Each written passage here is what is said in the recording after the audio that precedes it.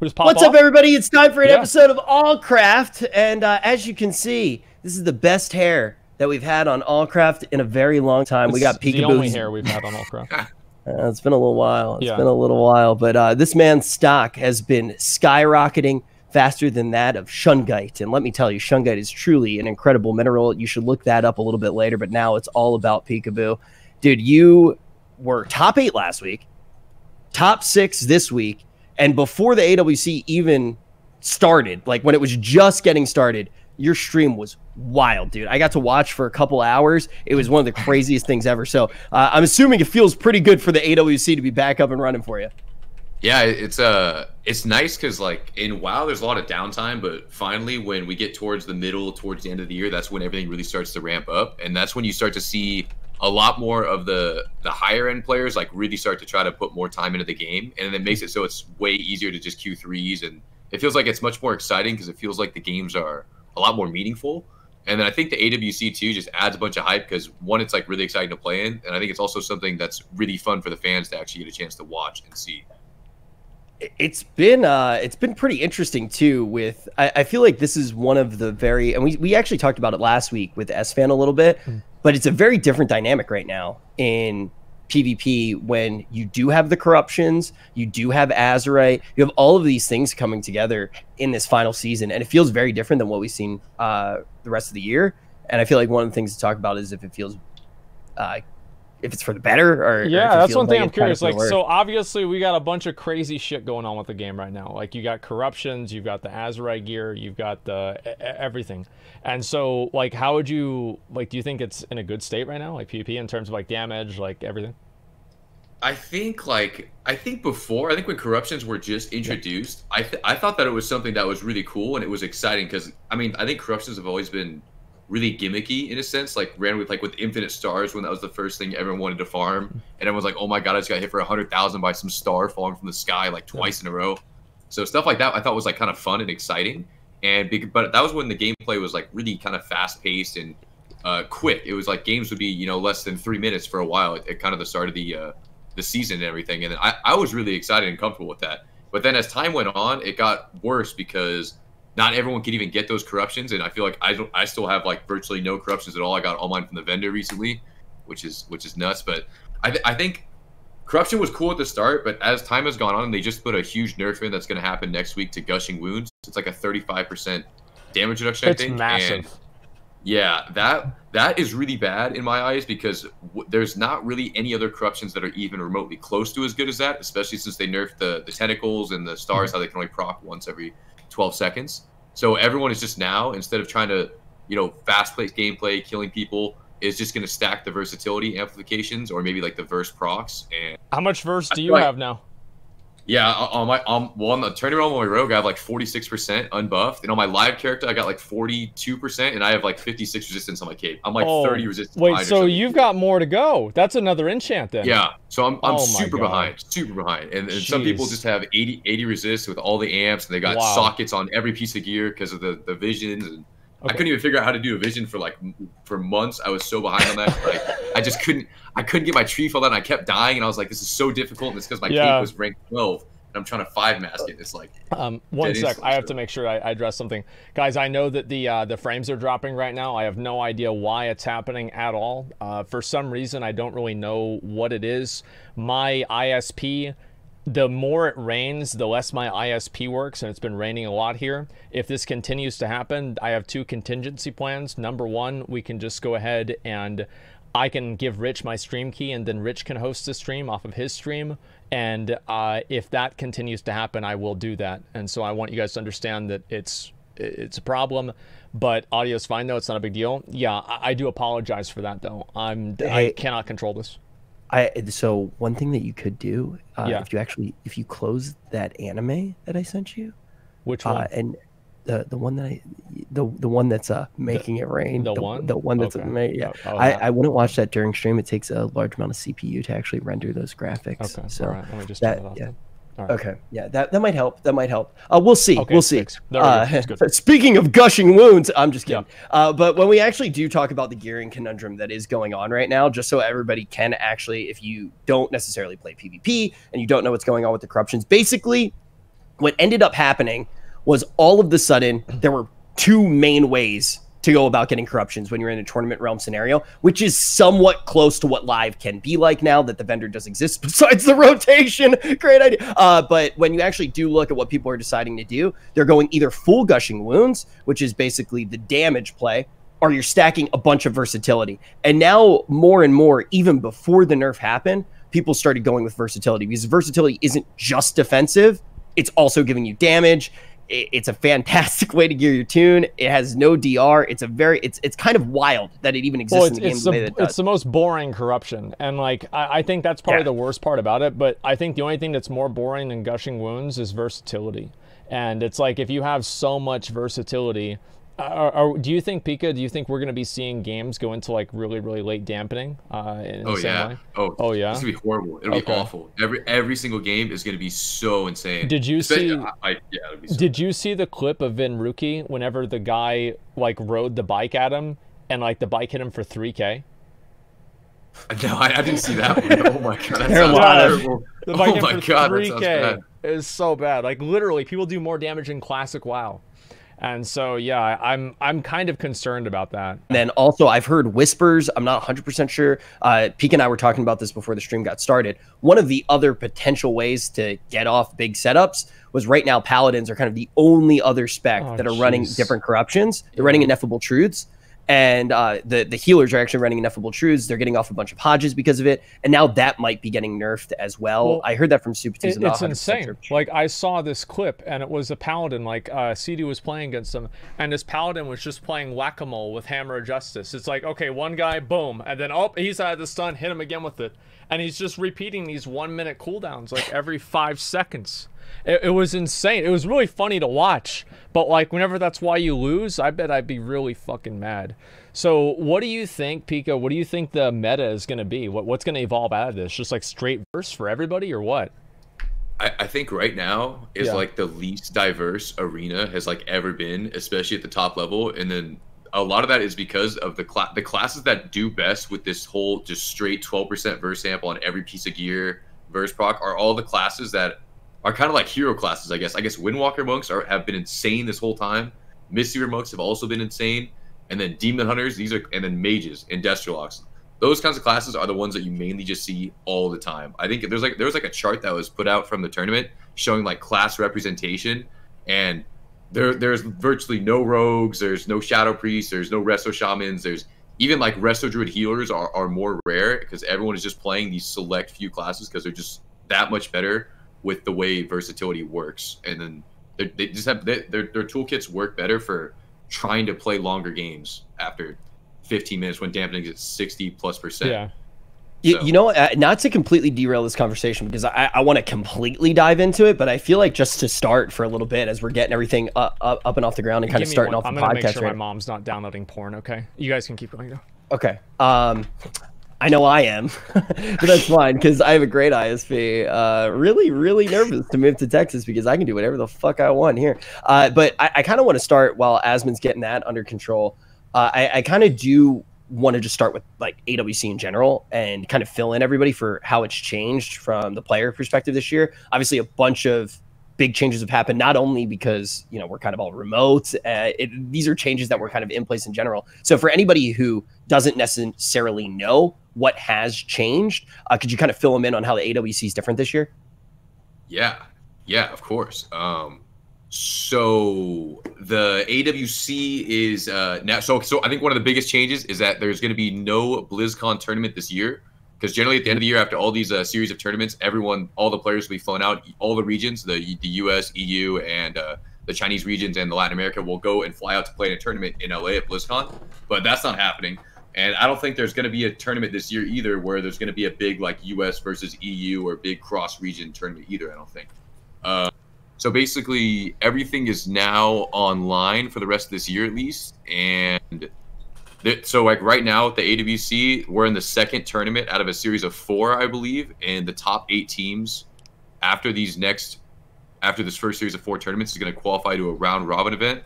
Do you have more detail on that? Because I feel like that was kind of confusing for me when I was hearing all that. Yeah. So basically, to my knowledge, and I actually, just so people know, if you ever see me looking smart when we're on the AWC, that is because somebody has told me what to say. Yeah, I literally, I don't know anything, man. But I will say that everybody who works on the AWC, the team is fantastic. D-Machine is one of the most incredible human beings to work with. He's been all the way back to when he was doing stuff with GCD. He's one of the people that helped me get started in the scene in general. And to see him just kind of get to do more and more with the program has been an absolute pleasure for me. So he's fantastic. He usually makes me look smart as well. And there are a bunch of other people on the back end of production who make me look smart. And I'm next to Venruki and Zico and Supatis, so that makes me look a lot more intelligent. But basically how it's going to work is we start everything off right now. We have these cups. Then points are accumulated over basically this month. Then based off of that, then you get into what Peekaboo is talking about. That's when the circuits start. And that's when the really big money starts as well. I believe it's like, what, $500,000 or something like that. In prizing. So the prize pool, which was something that was obviously not great in the past years, is finally catching up. And also the teams that consistently top 8. So literally already your team, for example, Pika, is like in a great spot because those points from top 8, you're going to be able to have that consistency to move into the circuit. Yeah. Yeah, I'm excited about that. So yeah. Yeah, and people in chat like 500K isn't bad. Yeah, it's pretty all right. It's looking really good. And then also on top of that, I think the thing that's really exciting, and this is probably for multiple reasons. I don't think it's necessarily because of the game. Honestly, I don't think that's even one of the things that's probably pushing it right now, being like the end of the expansion. I think we'll probably see a big surge once we get into the beginning of Shadowlands, because that's usually what happens. I do think the TR access, the Tournament Realm access, is a thing that a lot of people have wanted to get their hands on, and that's probably why we've seen a lot of signups.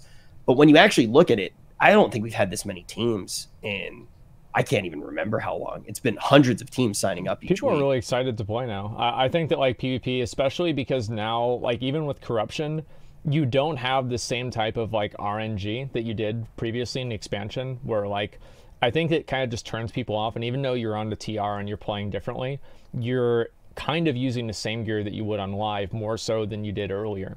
And I think that's a really big factor, or at least it would be to me, that you're actually able to work towards a real set of gear that you can play and kind of like learn how to play with that one thing very, very well. And by the way, apparently they're nerfing the Fist of Justice cooldown rate. I just saw the post about it.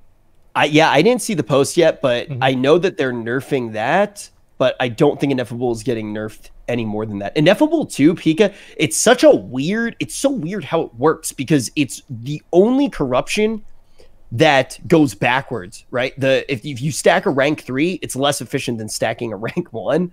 Yeah, I don't know if anyone thought of that, or if they did the math on that, or it's weird, right? Yeah, I don't know. Ineffable seems pretty crazy, but the TR thing, I think it's really awesome that there's way more turnout in these tournaments, because I think there's a couple reasons. I think one of them is that a lot of people want to have the chance to potentially play versus someone that they might like watching on Twitch. Like they see Sea-Doo playing all the time with his team, and they're like, oh, if I sign up for the tournament, I might have a chance to play versus Sea-Doo, which is realistic, because since there's 100 or 200 teams signing up, which is literally 50 times more, it feels like, than ever before. It just gives certain viewers or other people that want to try, because anyone can sign up for the tournaments. There's no requirement or anything, and just seeing that kind of turnout is really awesome. And I think another thing too is that on the TR, you have access to every single piece of gear in the game and any corruption. So a lot of people like to kind of just log on there and just duel their friends, or maybe war game their friends on there, like because you have server. access to anything. Yeah, it's kind of like a private server, and it's like it's like a utopia. You have anything you could ever want, and it's just like a really exciting thing if you can't have that gear on the live server. Because you think that's probably the main reasons why people are doing it? I think so, yeah, because it's I've usually you never see something like this ever before, and I think because like I said, I think corruptions are a very exciting system, but they just kind of have to work out the balance issues that come with it, I think. But it seems like it has tons of potential to really because there's so many different builds that you could do. It's just that one of them is just infinitely better than the other ones, unfortunately. I mean, to speak to the TR thing, I don't know if you guys remember, I guess it was back in Burning Crusade, you could buy like the arena pass, and so anybody could get on TR. Oh, yeah. And that was how you met girls back in the day. You got that pass, start dueling, and like, hey, can I add you as a friend? And like that was how it went. Yeah, exactly. See in the lobby, couple bros. Yeah. But a lot harder to meet women in WoW now, honestly. But when you do look at corruptions, I feel like a very interesting point comes up too that we haven't necessarily touched on, Pika. back in the day, I guess it was in Legion, right? We get into the era of stat templates, right? Everybody's like, we want to see completely even playing field. We try it out, and I think pretty much everybody agreed that gear in PvP in some capacity is good. I know personally, I've always loved gear in PvP, especially in the more casual environments when you're going into battlegrounds and people can just fully feel the weight of your DPS. And now we're in a weird place where all of the sudden, the way that the balance actually works is definitely being interesting again. Because when you look at versatility, nobody's really complaining about versatility in PvE, so it's not going to get nerfed. Well, Gushing Wounds. Nobody wants it in PvE either, though. Let's be sure. You can run like 1 amp actually, but the thing is when everything is fun perfect, to run like amp on verse though. Like it's like you have mastery. No, verse is not fun. It's not a fun stat. That's the ultimate reality. It's verse is probably the most boring stat of the 4. Well, yeah, I mean, I hope that, and this is a slight deviation. I said this to Pika before we even started.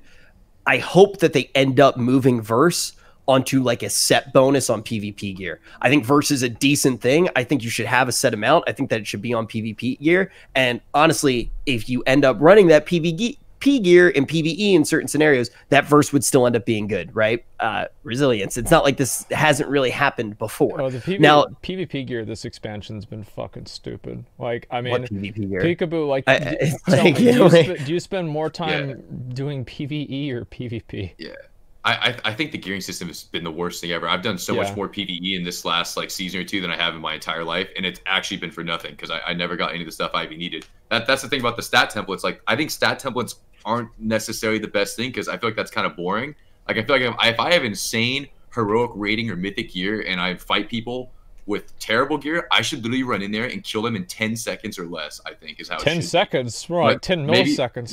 Maybe, something like that, because I feel like that's really exciting because it makes your gear feel rewarding. Like, I don't mind gear mattering. The problem is just that if the gear is unobtainable, or if it's just super RNG or random, like this weekly lottery system with the chests is horrendous. I've not gotten literally a single piece of gear from that ever. And then some people are just waking up, they get the 475, they get the best thing in the world. 475 cut of death. You're crushing. It's an instant come up like, so I open up my chest, and you know the jeweled shark splitter? Probably not, but it's like the sword that has the exact same has the exact same fucking tooltip as Gatuku. And I opened a chest, and it had that fucking sword in it. And everybody was pogging for like a split second, and then they read the name, and they're like, oh no. Yeah, it's just so much worse than the proc. Thing ever. I personally have never gotten upset about what I get in my chest. I just tend to be kind of Peekaboo. You can probably relate to this. Just you know, when you're one of the best gamers, you don't really get upset about pixels. You know, you keep it calm, cool, and collected pretty much always. But what I actually do is I have Sea-Doo on notification. So every time Sea-Doo tweets, my phone buzzes, and I instantly see the tweet the second that it happens. And every Tuesday, my phone is he's pissed. Stupid dog shit game. He's so quick. He's so quick to do it. It's like everyone just does the same thing on Tuesday. It's like, yeah, I got shafted by this way, and then everyone posted their pick of gear, and it's like something horrible. Or they get trinkets. Getting trinkets is something that's really just it's really fun. Why are you? It's awesome. Why are you getting a trinket out of the box, or like Azurite from a corruption box too is like also just completely against the point of it. It seems like it's the chest should be completely removed from the game. Well, I'm okay with the chest, but like here's what I don't like about it is the fact that it's your only chance. You have a one, like how many items are in the pool? Like 150, 200 items that you can get out of that chest, and then you open it up and you think you're gonna get the one you want? Like, no, you're not. It's not gonna happen. It just sucks. How can you remotely think that the chest should be in the game when it currently drops literally every single permutation of stat weight on every single piece of gear, and on top of that, the consistent progression that it offers? Consistent progression is to gamble on Azurite. It's like actually. So you gamble on a box to gamble on the box. You gamble on the box to gamble at the vendor, right? I mean, obviously that's it's WoW. No, I like what Peekaboo said earlier, is that like having the good gear and being able to take that into PvP should feel good, but it doesn't feel good whenever the process of doing that is completely random that you have no control over, because it would feel good about, like, you know, doing a raid and you get like this badass piece of gear, you go into a BG and you two-shot somebody with it. It's cool. But whenever the process of doing that is not, oh wow, I worked really hard and my guild finally killed this boss, it's, oh my god, I got this out of my box, look at this, is it good? Oh, it is? Wow. That's what sucks. It's just, I don't know. We'll talk about, I definitely want to talk about the chess a little bit more. I do want to ask Pika, though, one particular thing. Okay. When you actually do look at the differences between PvE balance and PvP balance right now, like how you actually do feel, because Gushing Wounds in particular, which we've already talked about, Gushing Wounds is not broken in Arena, right? Like, we've already seen that in Tournament Realm with full corruption. It's not broken. It's nice. It does actually create some scenarios where you can get damage out, which is hard right now in threes, but it's not broken. Where it was broken, though, was PvE. I think that although this is a little bit of deductive reasoning, it seems pretty clear that the Gushing nerf is mostly trying to target PvE and or PvE, and it's affecting PvP as well. Do you think that there are some trickle downs when corruption is being balanced from PvE that's actually hitting PvP? Oh yeah, I mean, I think there would be. I think that's I mean, some corruptions got nerfed in PvP that didn't get nerfed in PvE. I don't think, like, in PvE you can still spawn like multiple tentacles, right? Yes. In PvP you can only spawn one.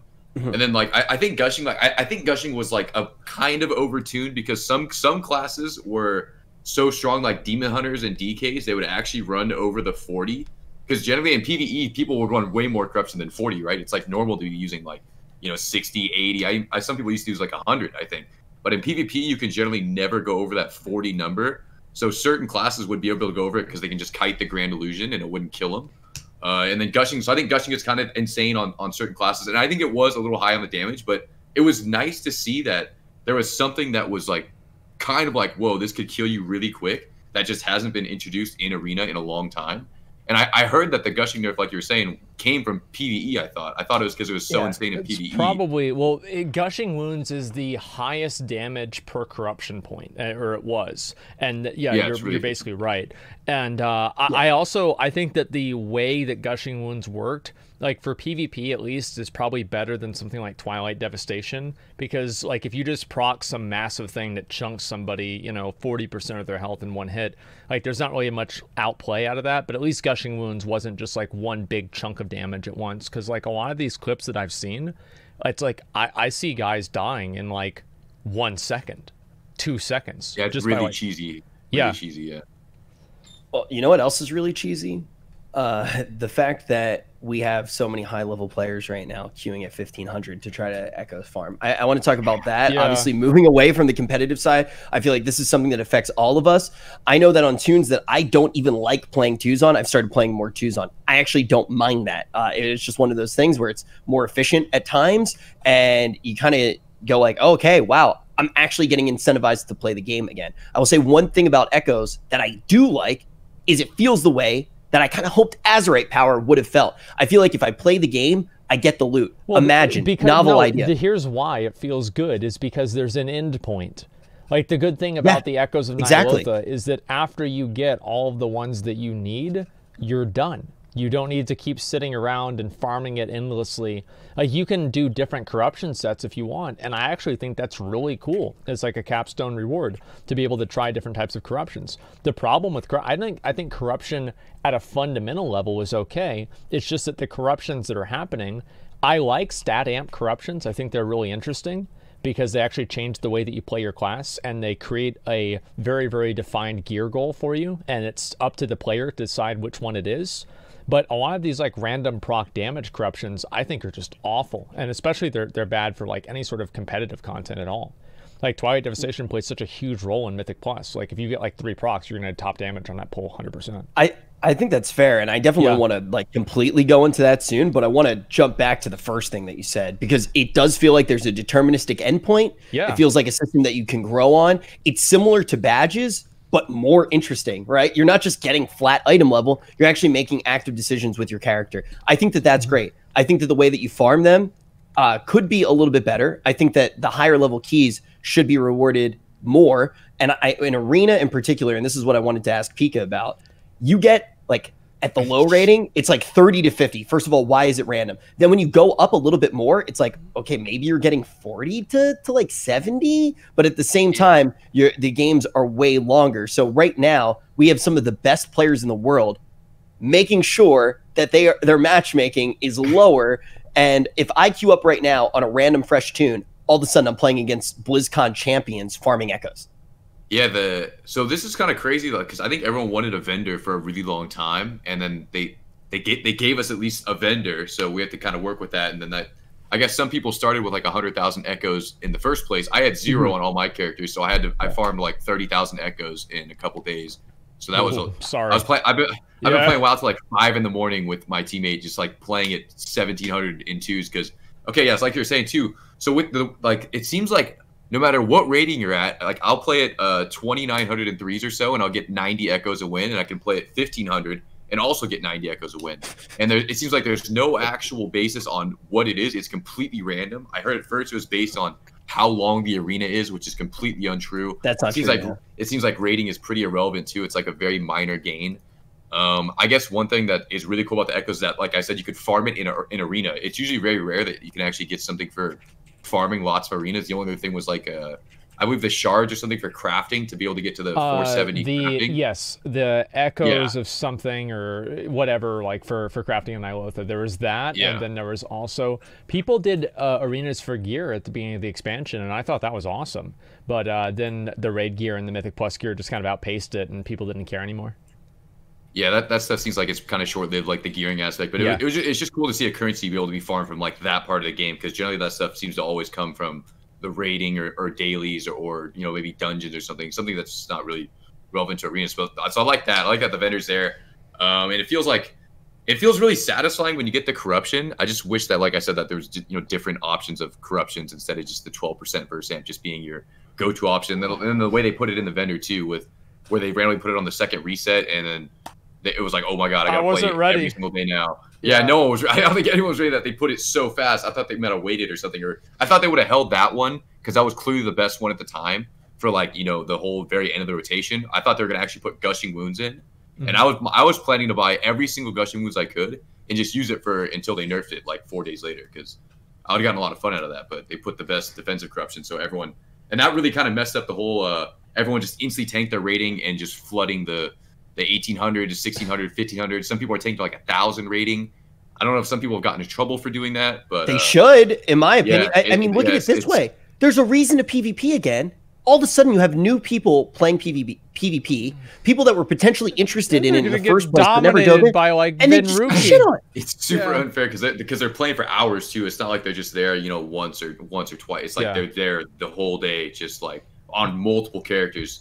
And a lot of people are doing that too, because it's just it's by far the most efficient way to farm it, because the way how random it is and how the higher rating you are doesn't really matter on how many more you gain, and it's just so yeah, that kind of sucks that happens. I think a lot of people have been complaining about that too. So I noticed that too. I lose a lot more games now just even being down there, because I see a lot of names that I would see it higher. They're there. So I think it'd be a lot better, honestly, if they had just added the vendor in at an 8.3 release. Like if they had the vendor in on 8.3 release, I think honestly this would have actually been a really good patch. But them withholding it for like the half of the patch for some unknown reason, because it's not like Blizzard couldn't have predicted that players would want like nobody at Blizzard is that incompetent. I don't think that they're that incompetent. They know that players want a deterministic way to get the gear and to get like the different enchants and corruptions and stuff. So it's very obvious to them that players do want to have this, and them withholding it for like half of the patch, I think created a lot of big problems with just like what you're saying. Because if they were doing that at the very beginning of the season, I don't think it really would have been as big of a problem, because they would have just continuously gotten better gear and then just done a few games, and they'd have built up the echoes, overdoing the overdoing the assaults. So like for example, Pika, you probably haven't done every single assault every single time that it's been up. But if echoes were in the game, I bet you probably would have. And I would have. I know I would have. I would have done, even not every single one, I would have done a lot more. And so you would have never had that happen, because people would have built a backlog of echoes so they could change their stuff back and forth. I will give Blizzard the benefit of the doubt on this one, right? Like, there were obviously some weird things that happened with echoes. I gave them the benefit of the doubt the first 10 times. Yeah, I think that that's fair as well, right? I think that like sometimes when you is it hard to have the foresight that you're actually going to add a currency like this and it's going to do something like that? I guess you can give them the benefit of the doubt there, but when you actually do look at the way that the vendor rotates, that's where I'm like, wait, Nani, how does this ever make sense? That's what I'm saying. Like they're doing this on purpose. Like I can go get the tinfoil hat again, but I genuinely think that they're doing it on purpose just to extend game time. And it's like, imagine thinking that content is waiting for a vendor to spawn. Like, give me a fucking break. Like I'm very frustrated with the way that they've handled it.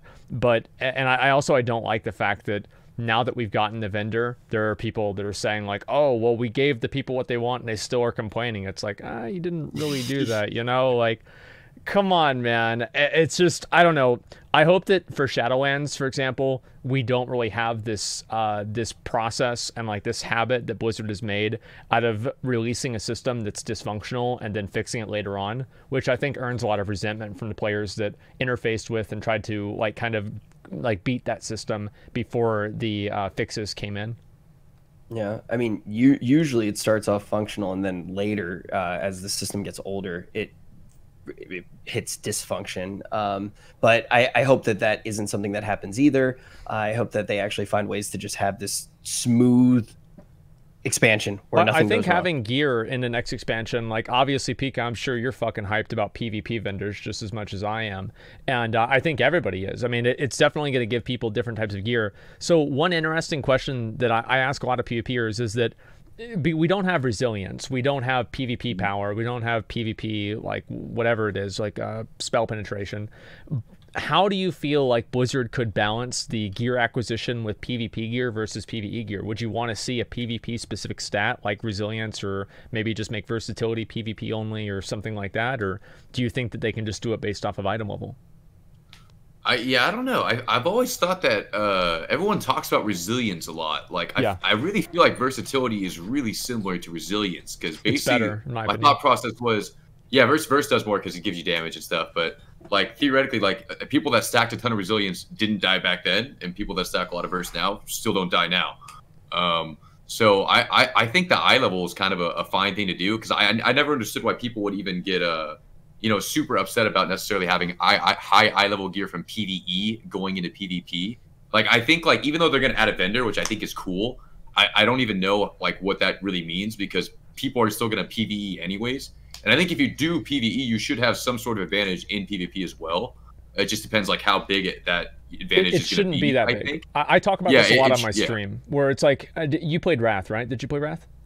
Yeah, a little bit. Okay. I didn't really know much about the game, but that was when Gear Score got first invented. Well, and you remember people had like Deathbringer's Will and like a couple of other items that they take into PvP, but besides that, they were basically using their Wrathful sets. And or in like Cataclysm, for example, they had like a really good trinket from raiding and like maybe a weapon or something like that, like Girththwack or Rack or whatever.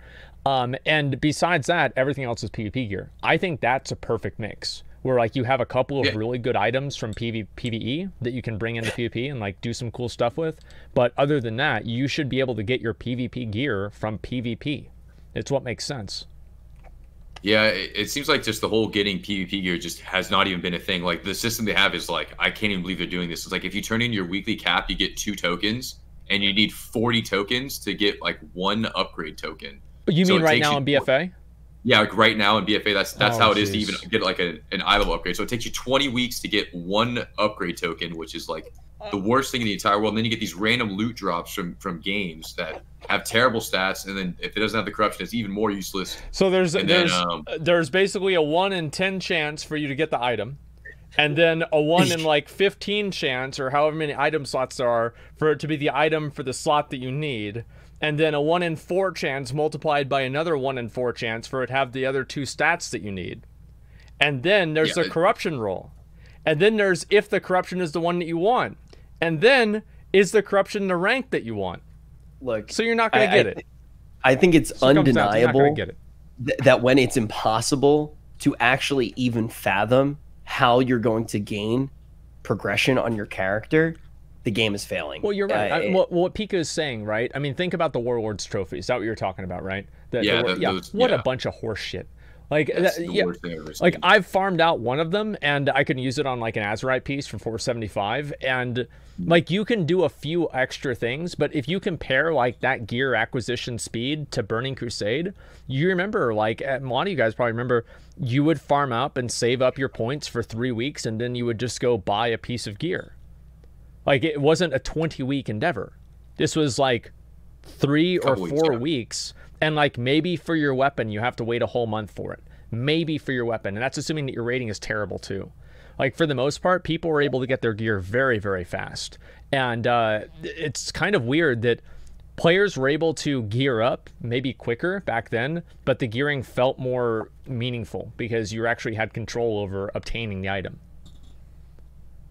Yeah, the whole random thing is not really satisfying. It's like randomly you can just wake up and just become infinitely better at the game just by doing absolutely nothing, and then someone could just you could theoretically never get the item too, ever. If your luck is just horrible, you could literally never. I haven't gotten Gatuku. I've done it every single week. Yeah, it's like how is that even possible? The decisions that you need, the decisions that you need to make as a player are absurd too, right? I mean, just okay, there was a thing where I kind of freaked out the other day, and the reason that I freaked out was because I got a 465 piece with a socket that was the perfect stats. It was crit haste, heavy crit, which was what I wanted, and I had an expedient, the 12% expedient. So I put it on those pants. And the reason that I did it was because the only way that I could get a 475 with those stats would be for me to win the lottery on my chest, which is an absurdly rare chance. And obviously that should be something that you couldn't get a socket either. Like, now you can at least buy the sockets. I'm much happier. I'm happier now with gear than I have been since Mists of Pandaria. I like the way that gear is now, minus the chests. I don't like the chests, but the fact that you have very defined ways of getting the gear, you can apply sockets to the gear, you can apply corruptions to the gear, and there are very few random variables besides does the piece of gear drop for you or not that come into play. We don't have Titan forging anymore. We don't have anything else. Yeah, I definitely agree with that. So I had this pair of pants, and they were perfect, right? The pants dropped with the perfect stats. They were 465, and they had the socket. So I made the decision to use my expedient on them.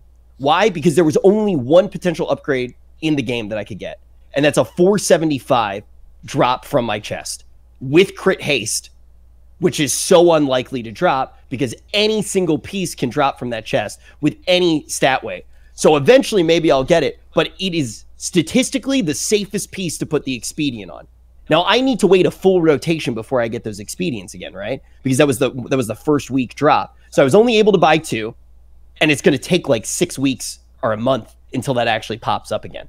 So I put it on the pants, the safest thing. Then I open my chest on Tuesday and I get 475, the perfect pants. I should be so excited. My hairline was actually right here last week, and now it's here. The only thing rising faster than Pika boost stocks is my hairline right now because of things like that. I made what was a smart decision with the information that I had in front of me as somebody who plays World of Warcraft. But I still got completely obliterated by RNG, even when the RNG went in my favor. Yeah, because you invested in it. Yeah. Yeah, I don't know. Another weird thing. Oh, my bad. No, go ahead. Oh, no. Another weird thing too with the corruptions is I don't know if you guys have just tons of pieces of gear in your bags. Like I have like 10 8 different pairs of legs. Yeah. So it's like, so when you put especially if you're trying to play multiple specs, if you put that corruption that you buy from the vendor on a piece of gear and you use that same piece for like multiple specs, it really throws off your overall corruption balance. I've noticed, like, because I'll try to play sub and Assass, and the stat weights are completely different. Like Assass wants haste verse, and then sub wants verse mastery.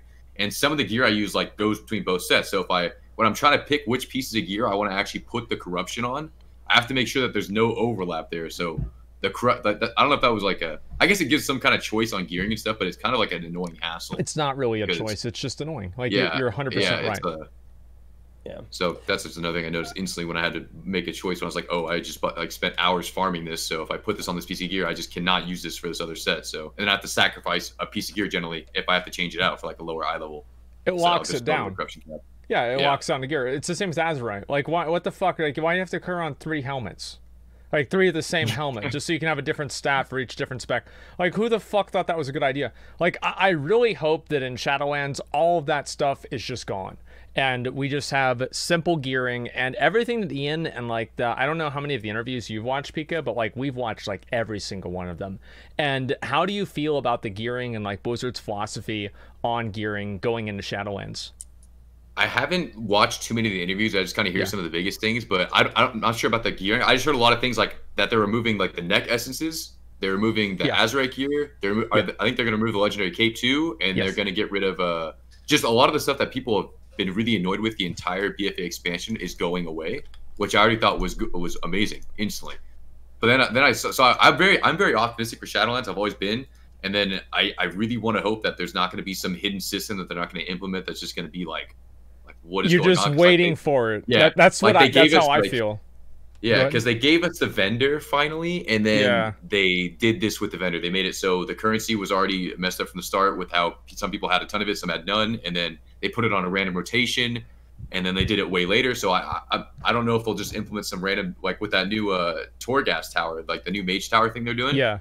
I don't know if that's just going to be like some super brutal thing that we might have to try to figure out. I'm not sure on that, but I like that they're removing all the stuff that like the next, the Azerite, the legendary cape, and like there's no Titan forging or corruptions or anything. I'm really glad about that. I mean, like everything with Shadowlands gearing and like what they're saying is, it seems almost like what you're saying too good to be true. Like, where's the catch? Like, are we gonna have to buy this off of the store? Like, how is this gonna happen? Like, how is it that you're just going to give us a vendor and we can buy the gear? It's like, it's been so long that we've been, you know, pushed through these little contrived and convoluted systems that them just saying we're going to let you get the gear is like almost, wait a minute, like what's going on here? And people are being very suspicious. The thing is as well that I really will say is I don't think that secondary power progression systems are bad at all. No. I think that when we do look at some of them... wide though. Yeah, exactly. I agree with that. Maybe not as a hard and fast rule. Maybe there are some things. I think that setting blanket rules overall in World of Warcraft creates a lot of really bad scenarios where you just kind of follow the rule of thumb. But I think for the most part, those secondary progression systems really should be account wide, because if they're not, you spend more time doing dailies and individual content on your characters, and you're actually out of the World of Warcraft ecosystem. So you're not queuing, you're not actually going to be playing raids, you're not going to be doing dungeons, and then all of a sudden, who's left to play with? Everybody's just doing dailies, and all of a sudden we're playing farming simulator. Nobody re-rolls to another class to do their assault dailies. It's like, these things are not fun, and after you've already done them on one character, how does it make the game better? How does it make the player experience better, having to play or repeat content that they don't want to do? I don't really think that it does. I mean, I don't know, Pika, I don't think you really play a whole lot of alts, do you? Maybe you do. I'm not really sure. I see you mostly on the rogue. Yeah, I mostly play rogue. I've tried to sometimes gear. My monk actually finally has some decent gear now after I was able to buy all the corruptions, but I think the whole, something I really had a problem with was the vision. Like, the leveling up the legendary cape on multiple characters was like the biggest hassle in the entire world, because the only way to get the visions or to buy the vessel was having to spam do the assaults, and then you had to grind the rank 3 Breath of Dying on multiple characters at first before you could even buy that. And then the fact of just repeating the vision over and over and over again was really hard, because once again you're just doing the vision because you need to get the corrupted piece of gear, because there's no other way to get the gear unless you just get lucky in the box, it seems like, or if you get lucky from a Mythic Plus, which seems really impossible to get corrupted gear from Mythic Plus. Dude, Venruki said the most 5-headed thing to me today as well about that, because you start off with no console progression, right? And the first time that I think we all went through progressing that console and pushing through those visions and leveling up our cloak, it's fun. It felt, it was fun, but it also, you kind of felt like a god, right? That it was balanced really well. So you were on like that razor's edge. You were almost out of sanity. And every week you could go a little bit further. Yeah, and you could go a little bit further each week, and it felt great. Now, when you go back and all of a sudden you have gear, you just realize that it's actually not that interesting. It's just based off of your cloak level. So even if your alt does have decent gear and decent corruptions and all these things, so the illusion of how good the system really was, which, trust me, in games there's going to be that illusion sometimes of being right on the razor's edge just because the game is balanced so well. That's all dissipated now because we have to go back and do it again. So it takes away from that charm and some of the love from the system having to go back and do it over and over again. It's like going back and playing a video game that you thought had good graphics 20 years ago. It's like, wait a minute, no, it's not. It doesn't have the same good graphics. And classic WoW, dude. What the heck? Why are you? Listen, I remember thinking Epona looked like a real horse in Legend of Zelda: Ocarina of Time. All right, I went back. That was a triangle, man. And like, yeah, I 100%. And I thought Gruntilda was hot from Banjo-Kazooie. Yeah, you cannot believe how I felt when I looked back and actually saw those graphics.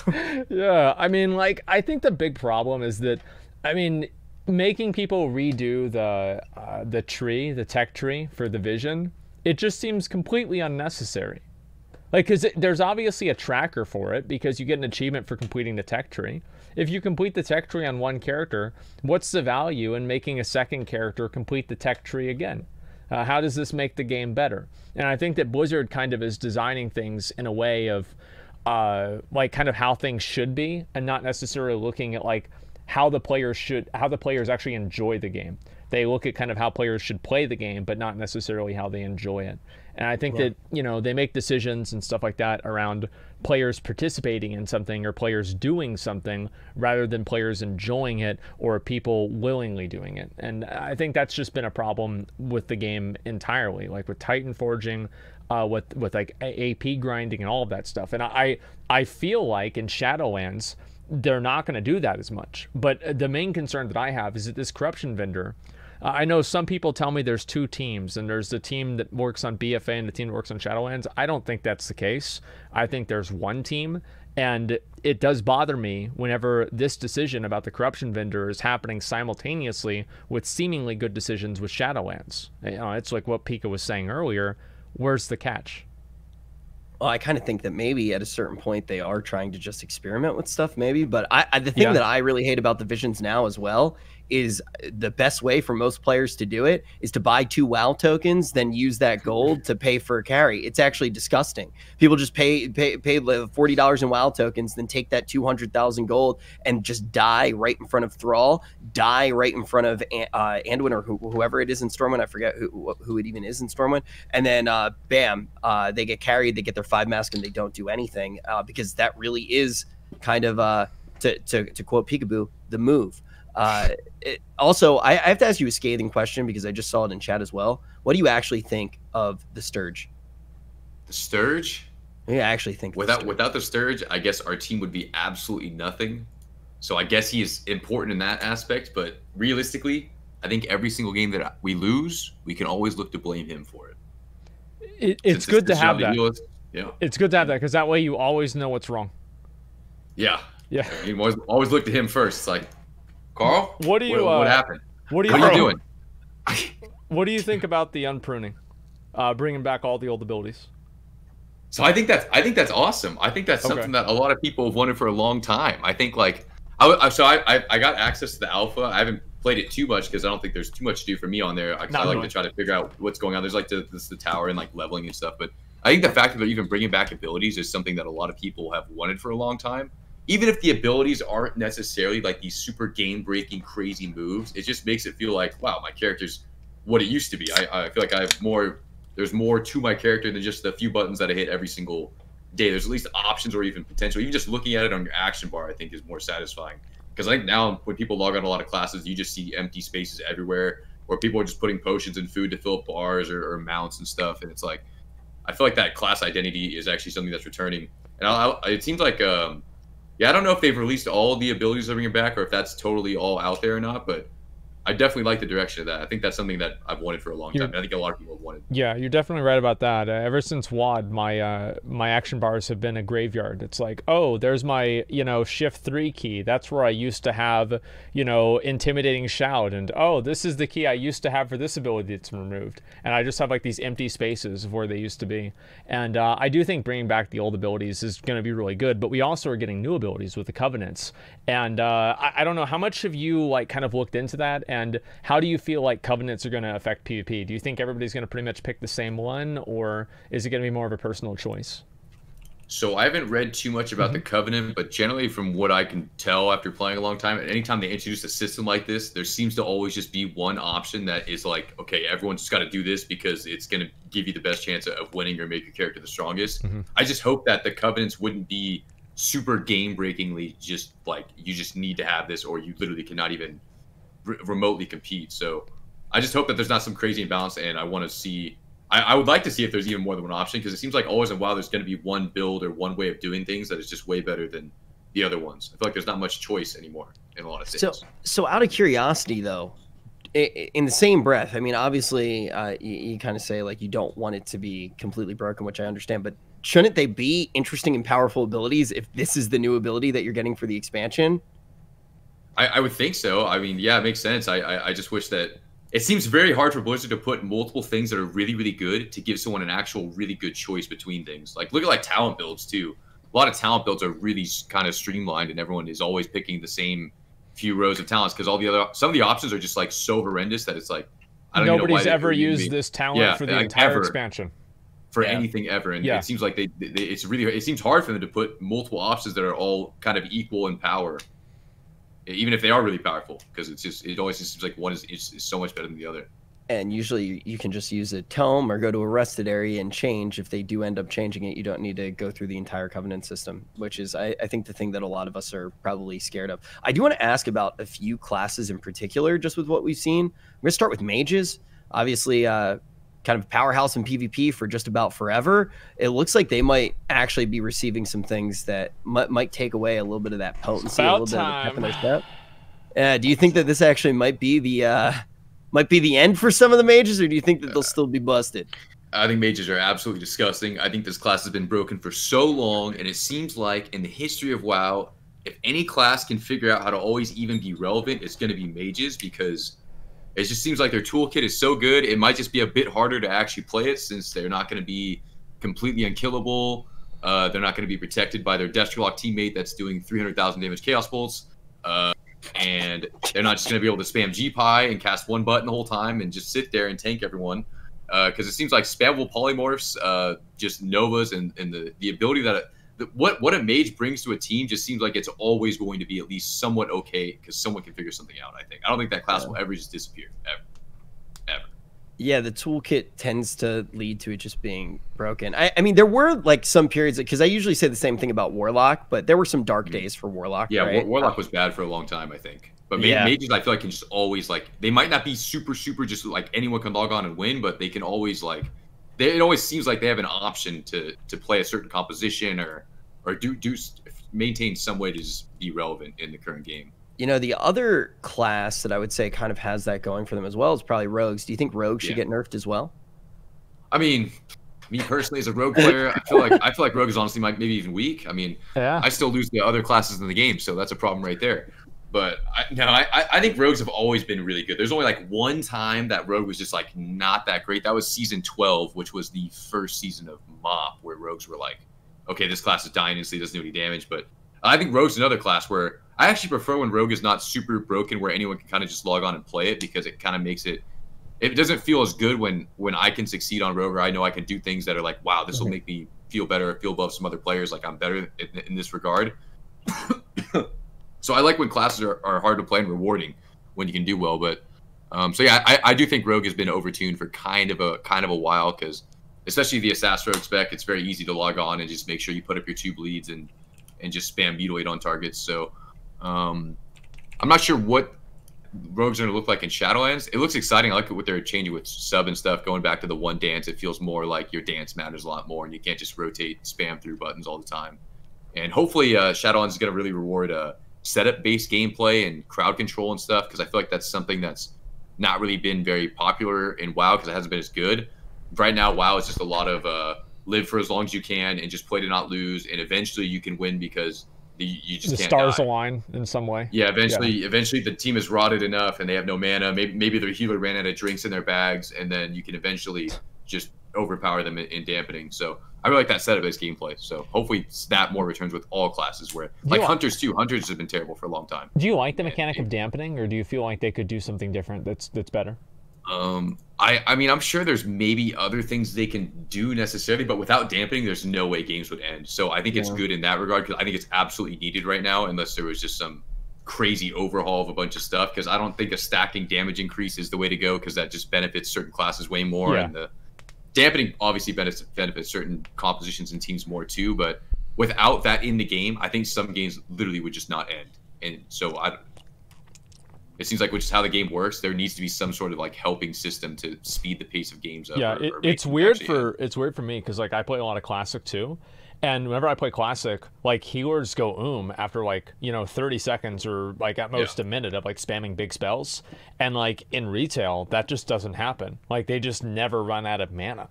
And I feel like that's kind of boring, but also I think that the Classic is way too fucking fast. Like I wouldn't want to see that either, but I would kind of like to see mana play more of a role like earlier on in games. And I think that could be, I felt like dampening is kind of, mana used to kind of be dampening almost, and it's kind of just become less of that. Well, mana used to exist, actually. Oh, really? I thought the blue bar was cosmetic, dude. Yeah, that it is definitely not even a resource anymore. I mean, there was I guess it was last season, or actually it was the season before even. It was maybe the first or second season. How many seasons have there been in AWC for BFA? Is this the third now? Third. Yeah. So it was during the first season, I believe, or when they actually added, they made it so like mana was getting taxed a little bit more if you were actually using CCs and things like that, and it seemed like mana was going to be a thing, and then druids were just able to get away and drink, and now nobody even cares about mana anymore. It's been a very weird dynamic. I certainly prefer drink. I like the idea of drinking because it's a conscious player choice. I'm okay with drinking to an extent. Being able to get away super easy is kind of annoying, but I mean, I don't know. I guess I'm kind of used to that because I used to play a warrior. I've played a warrior the whole time, and so like having the druid run away and root you and drink is something I'm very used to. I mean, if it's not something that's guaranteed, it is interesting, right? Because seeing somebody actually sneak away and get the drink was exciting. But when it was like guaranteed, it's not nearly as exciting. But I would love to see mana come back as a resource. I would like to see more damage in general. I feel like one of the band-aids that people suggest a lot, Pika, is like, should we just start earlier in dampening in games? I know that comes up all the time. How do you feel about that? Yeah, I feel like that doesn't really fix anything. I feel like that's just cheesy and annoying. It just feels like the game is like, okay, we're just randomly to 30% healing disadvantage, and the gates just open, and it's like twos. That like twos. I feel like if they didn't have that in twos, who knows what would even happen? How long games would go? And that's also a weird mechanic too, because certain double DPS teams get absolutely destroyed by the dampening instantly being in, as compared to hero DPS teams. So I'm not sure if there's like, I think dampening only doesn't start if it's double DPS versus double DPS. I don't even know if that's still a thing, but I think that was before, because I never fight two double DPS versus double DPS like ever. That's rare. But I don't think that's like even a good solution or anything. I think that just instantly taints matchups immediately if you're already at 30% dampening in the beginning. And then on that drinking thing, I think drinking is cool in like the game for mana wise, but the problem with drinking was that when druids would go drink the whole time, their teammates weren't dying at all. Oh yeah. So there's just nothing happening at all, and so they're able to just go do whatever they want. And then the fact that there's no punishment for going to do that is like, that's where people are just like, oh, this is ridiculous. Like how are a druid tots keeping his team at 100% and 40% dampening as he's just running around in circles trying to drink the whole time? So I feel like survivability and everything is very, very high now. Rich, what were you gonna say? Sorry. No, it was a really particular question. I just like popped in my head because I saw something in chat. Is it true with all the versatility right now, like if you have max versatility and conflict and strife, that you're just like if you get stunned, you just win? Like that's what I was saying earlier. Like I was saying this. Like I saw a clip of Vinruki get hit by the trike. You know, like the bicycle, the tricycle, whatever it is. The trinket, Rich from Mechagon. Yeah. So he got stunned, and he had his Conflict and Strife obviously at 8, and he also had his Verse proc, and I think he might have also had a Trinket up or something like that too. And he gets stunned. The guy drives the bike into him, does 3k damage. Yeah, like I wonder what happens once you go over 100% Verse. Does damage then heal you? Like I'm sure we'll find out soon. It's gonna be insane.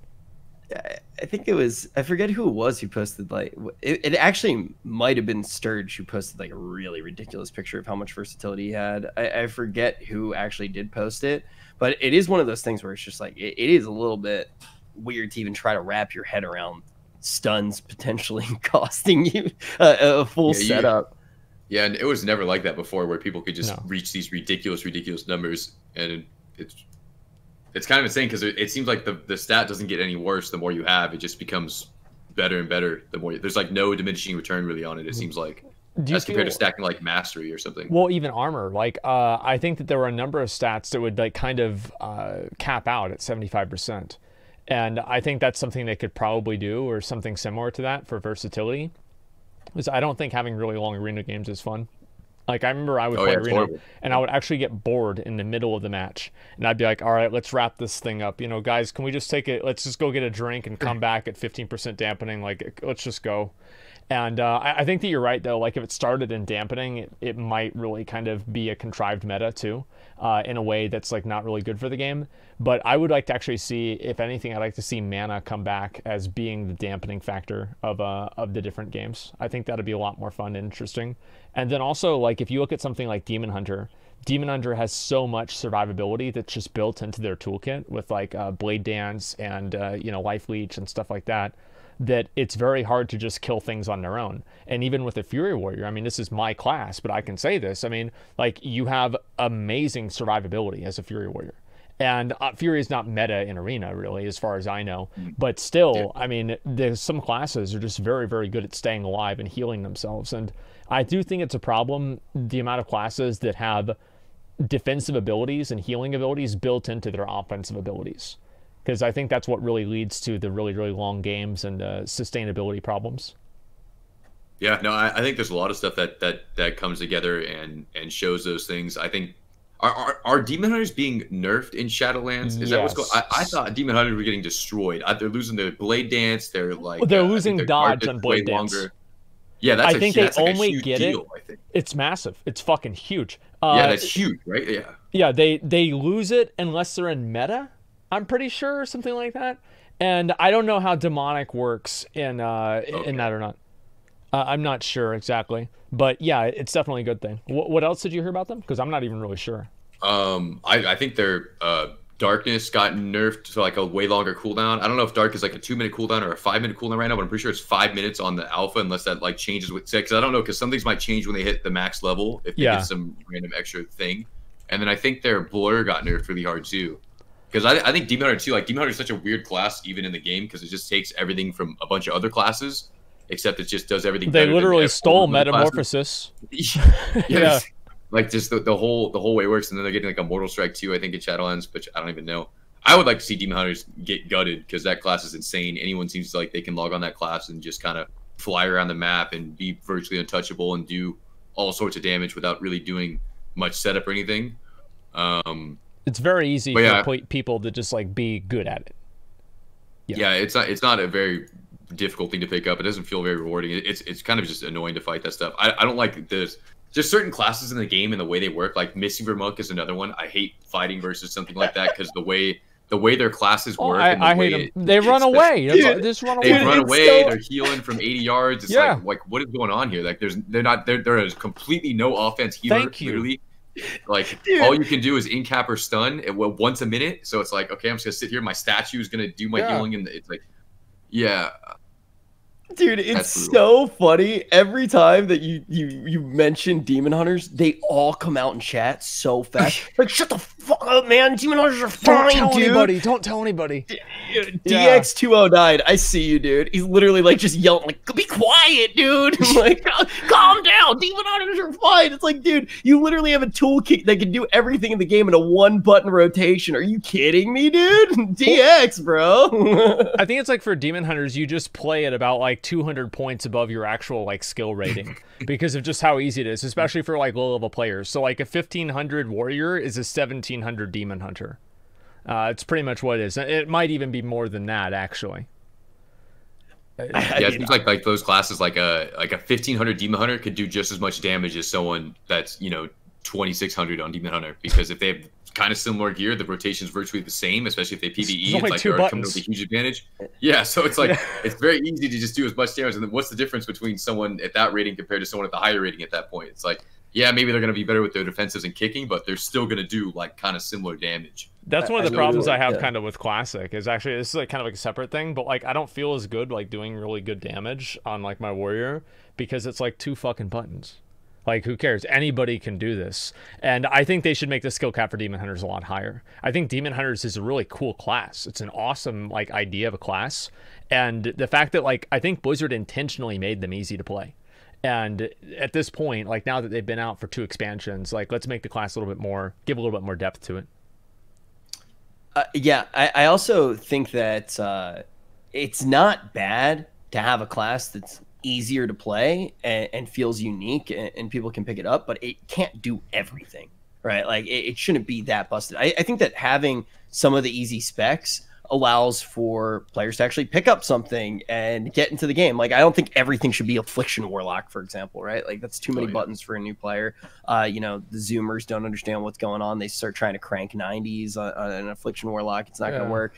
And then they're just on the Demon Hunter, just pogging out, dude, just like backflipping everywhere, zooming all over the screen, doing 10 billion damage.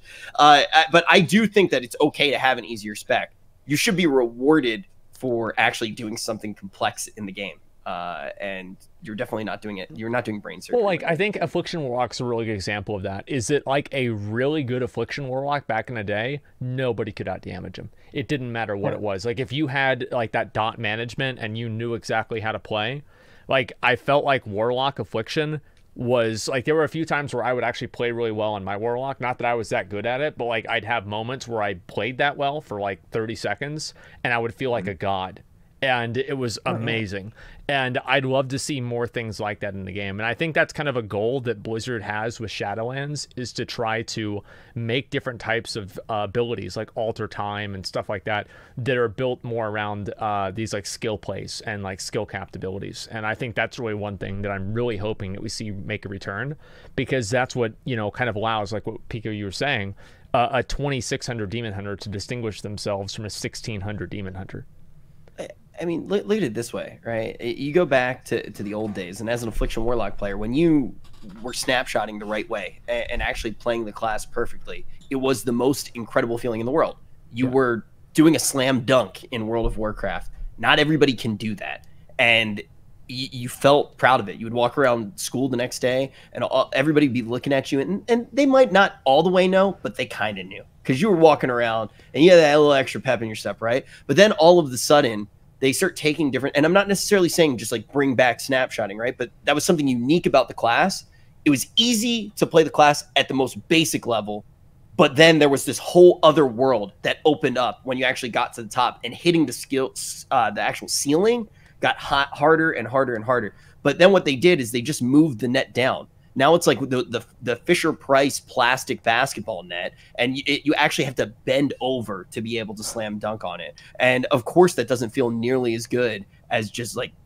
Well, now the skill cap isn't getting better at your class; it's getting the best corruptions, and like maxing out all of like your secondary stuff. And I think that's a problem too. I mean, like all of that kind of stuff is very true. I like the idea of making classes more complex and more difficult to play, and making the actual, like, for example, like raiding counters a little bit simpler. And that way, people can be really good at their class, and you don't have to learn like 8 different mechanics for a boss. I think that would be a cleaner way of doing raids too. And in general, I just want to see classes that have more complex gameplay. Like, we have a few things like that in the game now, but for the most part, like, I had to think a lot more with like playing my class back, I'd say, in like Mists of Pandaria than I do now. 100%. I would agree with that for sure. I do want to say really quickly here, because we are kind of getting to that point in the show. I've already seen a lot of people already start tweeting out using the hashtag Allcraft. You can post in the Discord as well. We'll definitely take questions from the chat, but we are going to be doing the Q&A, and you guys can ask Pika anything that you want, any questions that you guys do have about the game in general. I feel like this is, since we have started doing the show again, I don't think I've had an episode with you guys that has felt like it has flown by this fast. There's actually just so much to talk about in the game right now. Some of it complaining about, but there's just a lot going on, especially with the corruption vendor being added, with AWC coming back. It's been a pretty exciting time. Yeah, I mean, Pika, I have a number of questions, I guess, like in things that you want to see in Shadowlands. So, like, obviously, since we're going to move over to the question soon, like, in order to wrap up, like, what do you really want to see in Shadowlands? And also, like, in a way, more importantly, what do you not want to see? So I guess one of the things that instantly stuck out to me was, first of all, the Shadowlands, we were talking about this with the gearing, how they're removing kind of the essences, the Azurite, the Random, the Titan Forge Corruption. And you guys are talking about Affliction Lock from back in, like, Cataclysm or something, right?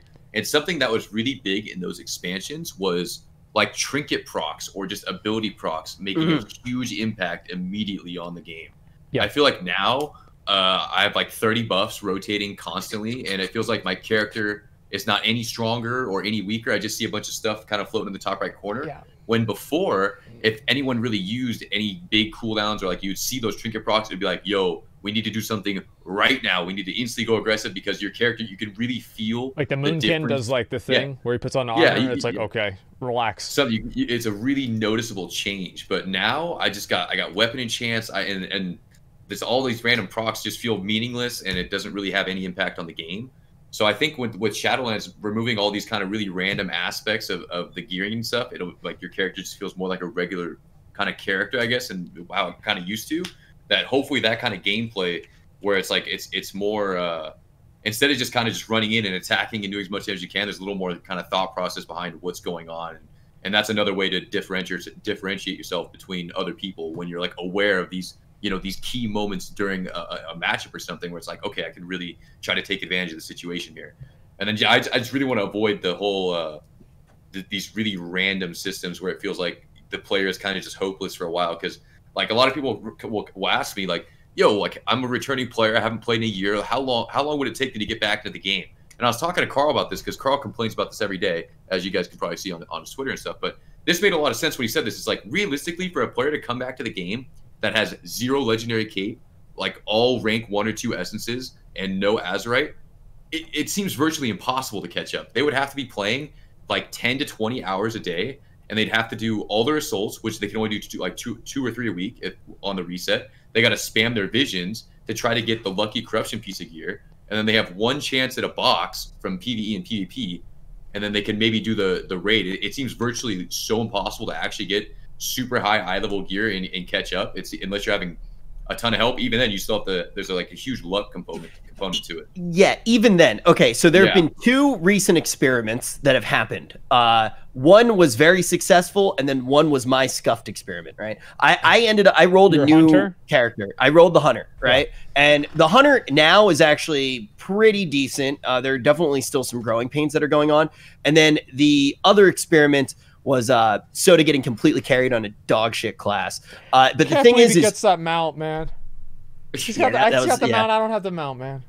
So well, here's the thing with Chance's character right now. You may have noticed that Chance still does no damage. That's not because Chance is still a great player, and Feral Druids are not that bad. The reason that that's actually happening is because item level is probably the least important thing right now when you actually look at characters. So when you do come back, even if you are getting completely carried in the secondary progression department, getting conflict and strife is going to take you how many weeks, even if you're high rated? I think it's 3 or 4 weeks. It's going to take you like a month just to get those essences. Then you need to get your cloak. Then you won't be able to catch up on the corruptions. If you hit rank 15 this week until the end of July, you won't be able to catch up. Wait, really? Yeah, that might even be too high. You can only get 6 resistance a week when you're max, because you can get 1 from the vision and 1 from killing the last boss. So that's 6. And that's I don't know. They gatekeep these certain things, and they're like so crucial things, and that's like he was saying, the eye level is virtually pretty irrelevant. Like if you because your main stats like useless in arena because the weird scaling they have in the game. Your main stats. A whole other oh, dude, I forgot to ask you about this. What do you think about the hidden PvP scaling? Yeah, like, the scaling is so confusing. I remember when I was at BlizzCon, there's a lot of like people who actually code the game and talk about this. They were kind of telling me how the formula works, and it's this really crazy, insane math equation that they can't even figure out either because the way how all the numbers are increasing and just this whole hidden scaling thing is so infuriating and so frustrating because there was a time actually where people were wearing full green gear and playing with 100k HP because Did you see the video? Yeah. Of the guy with the one shots? That's the Sea-Doo video. Yes. No. Yeah. The Rex Tory video. No. Oh, I didn't see this one. You didn't see this one, Peekaboo? No. Okay. Which one was that? This dude goes in, and there's apparently these bombs that you were able to... well, it got nerfed. Yeah, we can play it. Give me 1 second. Let me go ahead. Ah, damn it. Yeah. Okay, I'll just pull it up right here. The thing that Pika was talking about, though, that was actually wild. Because you had basically had Demon Hunters were the most wild out of all of them. Because Demon Hunters would wear all green with the right stats. Then they would wear max level Bile Krog Tusks, or whatever the fist weapons are called, with the proc damage on them. And then they would run max level Azerite power with the lasers. And then basically what would happen was it would just ramp up all of your stats because they were green item level to catch you up and make you acceptable. But then the Azerite and the proc would also then scale off of that from the point that they were at, basically, was how it felt. I know that the equation's like this crazy thing, but basically what would happen was you would just one-shot people with your lasers from Uldir, and if you hit anyone with the tusks, they would just die to the poison. It was the most broken thing ever. Weren't you were the one who figured out the flying knives thing too, or whatever, right?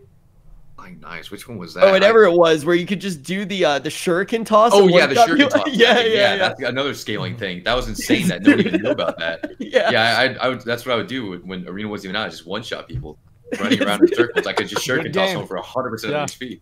Because the Azerite traits, and that was so weird. Oh yeah. I think the Azerite trait is called flying knives, right? And then you just one hit people with shuriken toss. I remember I got DMs from like 4 different teams saying, "Hey, do you think that this is again?" I was like, I don't know. You do it. So have you guys seen? This is the video right here. Do you guys have the stream up? I'll go ahead and I'll play it in just a minute. So this guy, basically, what he ended up doing is he took off all of his gear, so his item level is super low. And then he used a thing like his extra action button there is like a bomb that he drops. And watch this.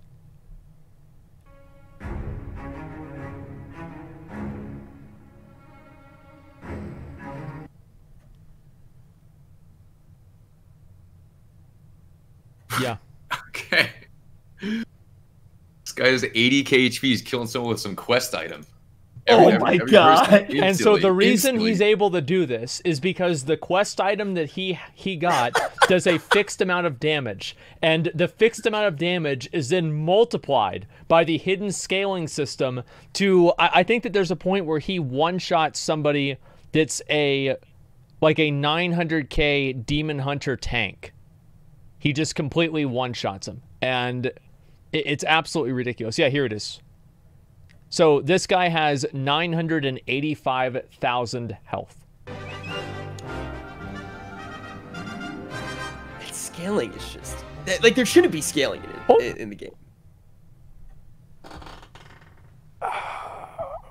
Wait, he actually killed him. Yeah, it says he ended for 270k too. It's so the numbers are all lies too. All the numbers are lies. Everyone's numbers are different on every person's screen too, which is very weird. 226%.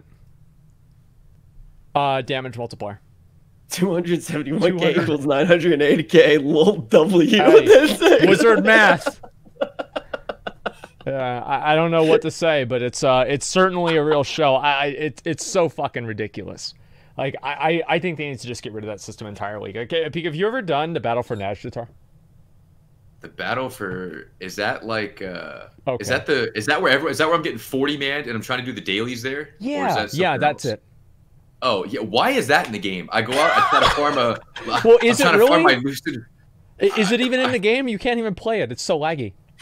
Yeah, I go there. I'm dead instantly. instantly dead trying to get my rank 3 lucid dreams from I don't even know how many months ago, because for some reason that take so that's one of the best essences in the game, which takes you take your little followers on a little mission. Yeah, forever to get it, because it's for some reason you cannot get that one any faster. It's 1 day from like a month or something. So that one, and then the time gates, the real bad time gates are that one.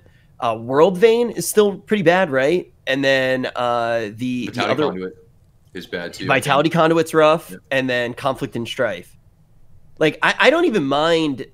Or wait, Conflict and Strife is the long one, and then Blood of the Enemy is the one that you can grind with Honor. Like Blood of the Enemy. Yeah. I know a lot of people were like that's fine with me, right? You play the game, you get it, and it's not time gated. It's time gated by how much you put into it. Yeah, you can grind it out if you want to. I wish that came from arenas too. That's so dumb, dude. I don't know why does it not come from arenas? Like, what is the logic? And I guess I know the logic because like there's the arena Conflict and Strife one, and then there's the BG one. I get that, but I don't know. I feel like it's very silly. I don't like it. Breath of the people are talking about Breath of Dying. Breath of Dying is actually like it feels pretty garbage as well, especially coming back. And I think everybody, like pretty much every damage dealer is going to be using that one, just because you get the corruption resistance. It's fucking OP. That's why it does more damage than any other of the minor essences, at least for warriors. It's just better. That's all there's to it. Yeah, I think it's all classes, right? It's better, and it gives you the 10 corruption resistance. Yeah. So, and for if you're just coming back, 10 corruption resistance is going to be even higher valued because you can only get 2 malefic cores. That is actually one of the most obnoxious things. Sometimes it's like, I didn't even know it was that bad. I didn't even know. Like, wow. I only play one character, really. Every other character are basically just mount farmers for my main.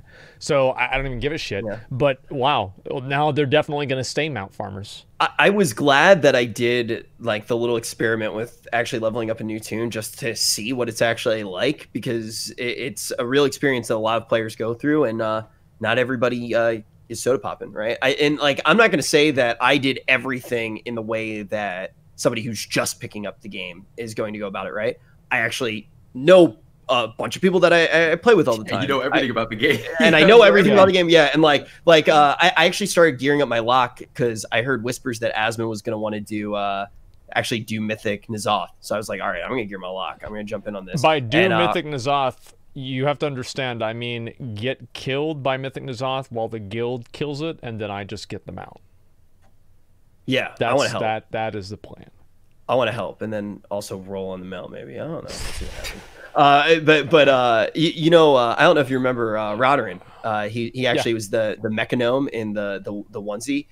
He stuck with me. Seeing a diaper gnome and a Wendigo onesie is just something that I'll never forget, because it actually proved that mechanomes do have a place in the game. Warlock mechanome, item level 479.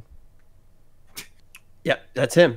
Very, very good player as well. He carried me on my Warlock, for example, right? Not everybody's going to have that experience unless they pay to win and buy 2 WoW tokens, which is $40, and then use that gold to then pay somebody to carry them on their 5 mass visions, right? The fact that I think if I was a new player right now and I sat down on the game and I was like, and I watched a YouTube video or I watched a stream and I was like, okay, I need to do a 5 mass vision. I don't know anyone in the game. I know that I can't do it right now. How am I going to be able to do it? And then I'm sitting in trade chat and I see a bunch of people saying, hey, gold carries. I would instantly get my mommy's credit card and go to Pound Town and try to get carried in 5 mass vision. I think that is one of the least healthy things that could potentially exist in World of Warcraft. It's more pay to win than most mobile games right now, but at least mobile games are honest about it. Well, WoW tokens, they do really muddy the waters, and I don't think carries, even for gold, are healthy for the prestige of the game. But I also think that to a degree, it's something that we just kind of have to be okay with. Because it is a way for high-end players to make gold uniquely, and I don't know. If Blizzard made it against the rules, I wouldn't really complain, but at the same time, I don't think that's ever really going to happen. What, get rid of WoW tokens? Well, I mean, honestly, if they got rid of WoW tokens, I would be happy. I would be happy, because I think that you can't have the economy has no integrity. The amount of gold that you have has no integrity if you know that somebody else can just buy what you have. Yeah, at least I think so. I didn't realize how rough the WoW token thing was until now. Like I was like, oh yeah, BOEs.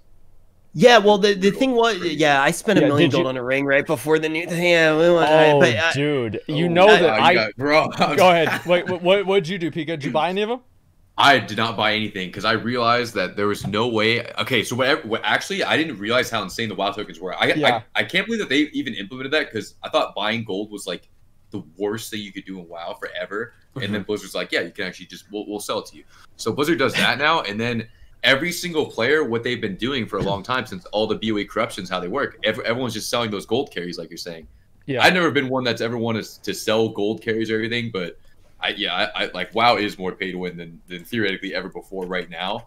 And thank goodness I didn't spend a lot of money on that. I know some people that spent upwards of thousands of dollars on gear that just turned out to be completely irrelevant. Buying gushing wounds and then getting it nerfed. Buying gushing wounds or buying just certain stat increases because they just wanted to have it first. And I spent I spent $500 this expansion. This is so embarrassing. I spent $500 this expansion on corruptions that got nerfed within 3 days. Okay, so I want to tell you guys 2 stories. Number 1, I bought a shield, and the shield had tier 3 Twilight Devastation, and it was close to $1 million gold. Within 5 minutes of me making the purchase, the nerf came in for Twilight Devastation. Then 5 minutes. And so I bought this, and I was like, okay. All right, I learned my fucking lesson. And so then later on, a guy approaches me. He's one of my guildmates, and he's got a Gushing Wounds ring, and he's got a pair of gloves, and he's willing to bundle sell them to me for 2.3 mil. And I said, you know what, man? Ian talked to that one guy about this in this interview about some sort of corruption vendor. I'm like, you know what, dude? I don't think I'm gonna buy it this time. And I feel like the biggest 5-head ever that I did not drop 2 mil on items that are just gonna be invalidated in a week. And so when that happened, it was the same exact day that these people were coming over from your stream. Like, so they were, you gonna do it? They told you to do it? Oh my god. Oh my god, dude. Yeah. Wow. I love your chat. I listen to them all the time. Oh my god. Okay. Minus 500. Yeah. By the way, if you link your Amazon Prime account, you get free stuff every month. It's called Twitch Prime. Yeah. Sell out today, dude. You're gonna need it. No, I'm glad that they're getting rid of all of that stuff. And like having professions, stuff like that. Oh, this is like kind of like a little side question. Like, Pika, how do you feel about professions in PvP? Do you think they should play like a tangible role? I've always liked professions. Professions used to be way cooler too. Back when I think engineering like is generally like mop or even like kata. When kata with engineering, where you could have a lot a lot of just different stuff on your gear that you could actually even use in arena. Like there was like a stat proc. I'm not sure if that was kata or if that was. I get confused. That was, I believe, if I remember right, it gave you 480 strength if it was a engineering glove. And it was a 1-minute cooldown. Yeah, you could like rotate that between your PvP trinkets and stuff, so it was like an extra offensive cooldown. Yeah. I've always liked professions mattering, and they have not mattered forever, except recently. This like last season, I actually leveled professions for the first time in like multiple expansions, I think, because I actually got the engineering helmet, which is insane. So I like that you can get gear for it, so it's actually rewarding and it gives you something. Because otherwise, it's like I don't see any point to farm professions unless I'm trying to make gold in WoW, which I have no idea how to make gold in WoW. And that's why I've always had no gold in WoW, I guess. But I think professions just it adds like a whole new level of a way to get ahead of other people, and then that's exciting. I think so professions. I actually on Allcraft countless times kept saying, yeah, I wish professions actually came back in, worked with the economy. I wish you could be doing all these things where it's not just something that you do by yourself on this island all alone, just crafting your own gear. But then you look at how the tokens actually do come into effect, and it's pretty clear why it does work the way that it does. And I think the tokens just make a really weird predicament that you really can't come back from. I mean, I don't think that they would ever remove the tokens from the game. I don't think that they would do that because they use it to combat gold sellers, and I think that they do have like it is a noble pursuit to try to combat gold sellers, because the worst thing about them is that gold sellers the way that they get the gold is usually from hacking other people's accounts. So if you remove the way for them to make money from hacking the accounts, you have less people trying to hack the accounts. So I think that honestly, that's probably the biggest reason. And that's why they even added the WoW token into China Classic WoW, which is something that a lot of people thought would never happen. So I don't really think that, I think, for example, like in Legion, did the WoW token really matter? Not really. It didn't make a big difference because almost everything that you bought with gold was cosmetic. And there are very few power increases that were important, except for a few things at the beginning of the expansion with like Obliterum. So in Shadowlands, hopefully we do have some profession things, but I don't see a world where we can have a healthy economy and have a WoW token at the same time. And by healthy, I mean like the integrity of the economy. And I think that that's kind of, it's a weird, kind of odd word to use, but whenever you have certain people that are able to just buy the same thing that you work towards, I don't think that feels good for a lot of players, especially whenever it's so easily accessible. It's especially, I mean, like look at how hard you worked. Like, look at how hard you worked to get Longboy, right? I mean, you had to download OBS. You had to create an account. Like that, well, actually, in and of itself. To be fair, I did actually like earn a lot of that gold myself because it was still residuals from before I was still before I was a leech, and like so I actually had some of that gold that I actually earned myself in like garrison missions and stuff like that in WoD. But like if you want to talk stuff now, like I funded a Thunder Fury this week, a fucking Thunder Fury. I think I put in, like, I didn't put in any money. I made money while I was funding a Thunder Fury. It's so disgusting. But at the same time, it's like me doing that or Soda getting a carry. Like, that's not really a common player behavior. You actually are like the only two. It's actually like people always go like, oh, streamer, blah, blah, blah, blah. Just like, it's like five guys pretty much this shit. Yeah. Like, who cares? It's like, it's two guys that I would actually consider WoW streamers, and then like two guys who aren't even WoW streamers who just come to WoW every now and then, right? Like, it's such a unique thing, but it obviously has so many eyeballs on it that people think it's the real problem is what affects the average player. Yeah. And that's what I think everybody is hoping to solve and make the game a better environment for people to play the game in the normal way. Mm-hmm. Yeah, Tim and Shroud. Yeah, exactly. Those are the two I was thinking of. Yeah, right? and that's fine. But if like, Pokey played WoW, I would simp so hard, dude. I'd be buying WoW tokens just to go real. I'd start together go to like, oh, dude. Yeah. Let's get to questions. Yeah, okay, let's see here. If you guys want to use, again, hashtag Allcraft, and that's how we're going to be organizing and, aggregating the questions. So, Rich, do you have anything up yet, or you want me to just go ahead and put yeah, I have a few up right now. There was actually a really good one that I wanted to find. Wait, let me actually see if I can find it. Oh, shit, I lost this one. There was a really good one. So a lot of people are asking very class-specific things, like about shamans and hunters and things like that. I'm not sure if we should really go into like class-specific stuff. This question has come up 40 times already. I feel like maybe we address it for a second, even though it's just been this thing back and forth. And I'll probably end up in like some YouTube video. Like Stoops is probably going to say that he wants to rub something across my chin, or Savix is going to like meme me and I'm going to have a Mangekyo Sharingan on the middle of my forehead. Thoughts on solo queue? Solo queue? I don't know. I've never thought of WoW as a solo queue game, but it seems, I don't know.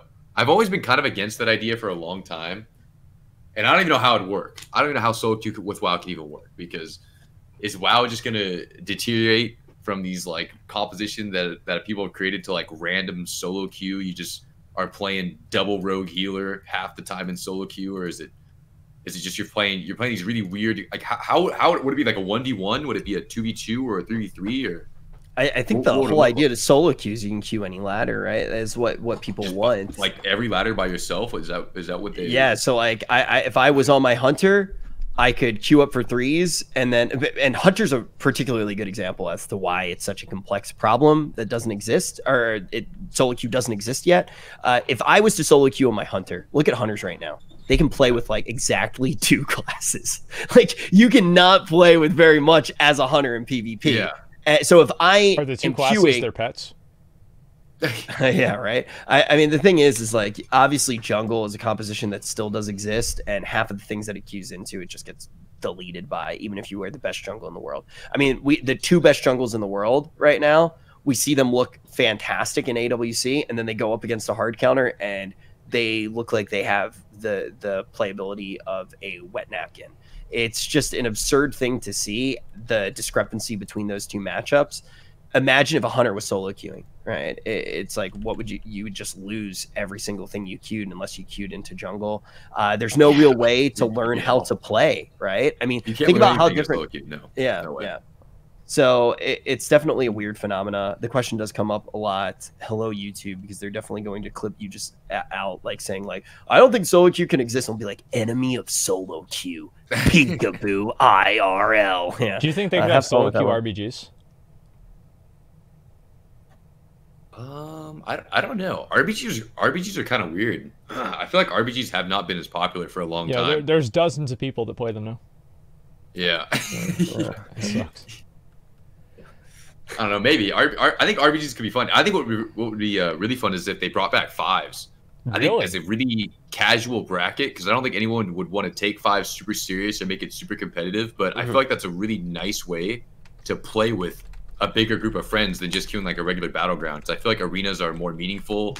You get more satisfaction out of it. You can do a lot of like crazy fun comps in there, and it just seems like there's no harm in having that there because it's just an extra thing you could just do with your friends.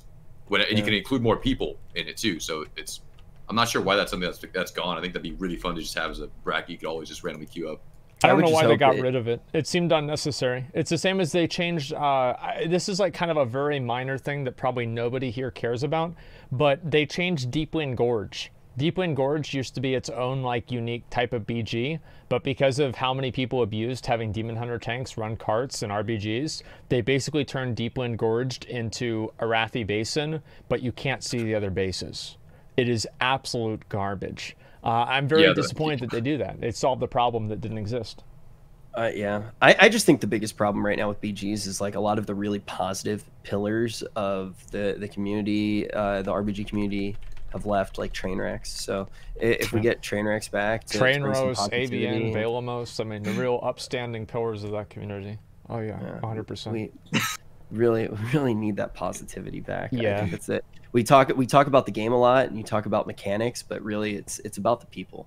So this is actually a question that I like because it's about Chromie. It says, what are your guys' thoughts on the Chromie Hourglass? And Asmon, I feel like you can talk about this the most. Pika, do you even know what the Chromie Hourglass is? Oh, dude, yeah, that's the.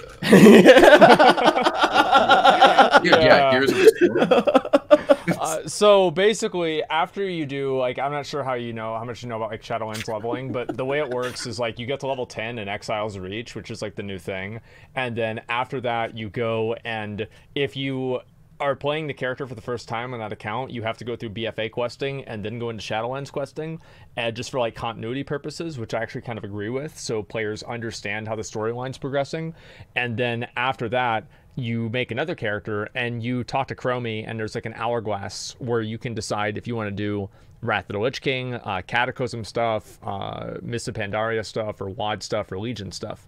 And I actually think that's good. I think it's just a universally good decision Blizzard made, and I don't see any negatives to it at all.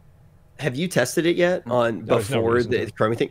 No, you said? No, I mean, like, I know what it's going to be. I actually did. I did a stream where I just tested the different zones, even before the Chromie Hourglass came out. Dude, it feels so good. Like, Exiles, I think it's called, like, Exile's Reach. Is that what the new island's called? Exile's Reach is one of the best leveling experience I think I've ever experienced.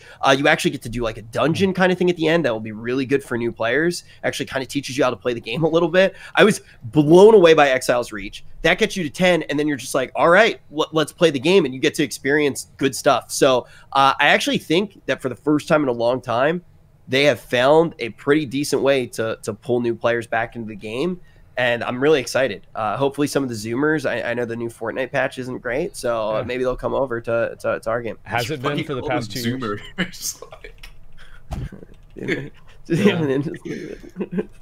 All right. What's the next one? I didn't look at any more. People are talking about the blanket fort. I don't know why you guys like. Do you guys never have Rich problems has been with the pitching sun? a tent for half of the whole episode. I know. I've been pitching a tent for 4 whole days, dude. I actually, as soon as it's safe to go outside, I need to seek medical attention. Yeah. Why does Rich Cam look like it's from 2004? What the fuck is Allcraft? What is Allcraft? Okay, great. Why are you so handsome? Here's one. Do you think that there should be unique tier sets for different types of content? For example, Mythic Plus, PvP, or in Shadowlands Torghast. So would you like to see Peekaboo like different tier sets for PvP only with like PvP exclusive bonuses or something like that? Did you see it come back? Oh, I always thought set bonuses were cool because it gave you kind of a reason to want to even wear the gear. And usually the bonuses were kind of fun too. Like remember one of them for Rogue was if you landed a kick, you'd get like 3 combo points. So like you could do like crazy, just kind of big burst combos and stuff like that. Stuff like that is just like little stuff that makes it like, oh, this is worth wearing. It's exciting. It can add more levels of gameplay and depth to it. I think that'd be kind of crazy if they had would they ever bring that back though? Set bonuses? I feel like that was so cool. Yeah, I think they will. I think they're not going to do it on the first tier of Shadowlands, but I think after that they'll do set bonuses again. It feels like they're talking about it enough to expect it. Yeah, I always thought that was fun to do, and then sometimes you can mix in some PvE with some PvP if you get like two-piece bonuses and stuff like that. Like there's a lot of just different ways to kind of go about it. Just think about it this way. You know, this goes back to the chest because I actually think the chest is the biggest problem. The reason why some of that stuff doesn't exist. And this was something that I kind of started to bring up a little bit earlier. But anybody who defends the chest, I actually just think is wrong because look at when the initial problem actually cropped up that gear needed to change. Why don't we have tier sets? Because tier sets existed and they locked up slots.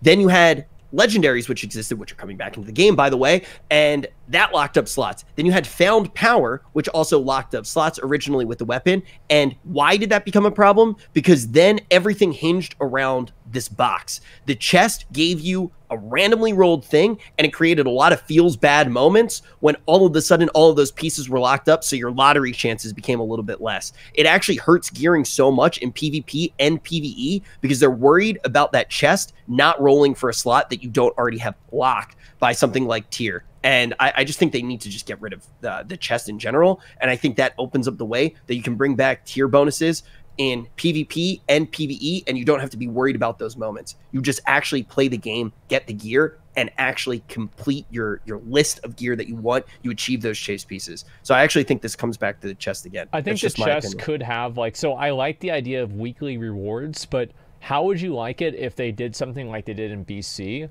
where you would just get arena points for the chest? Like something like that, you just get points.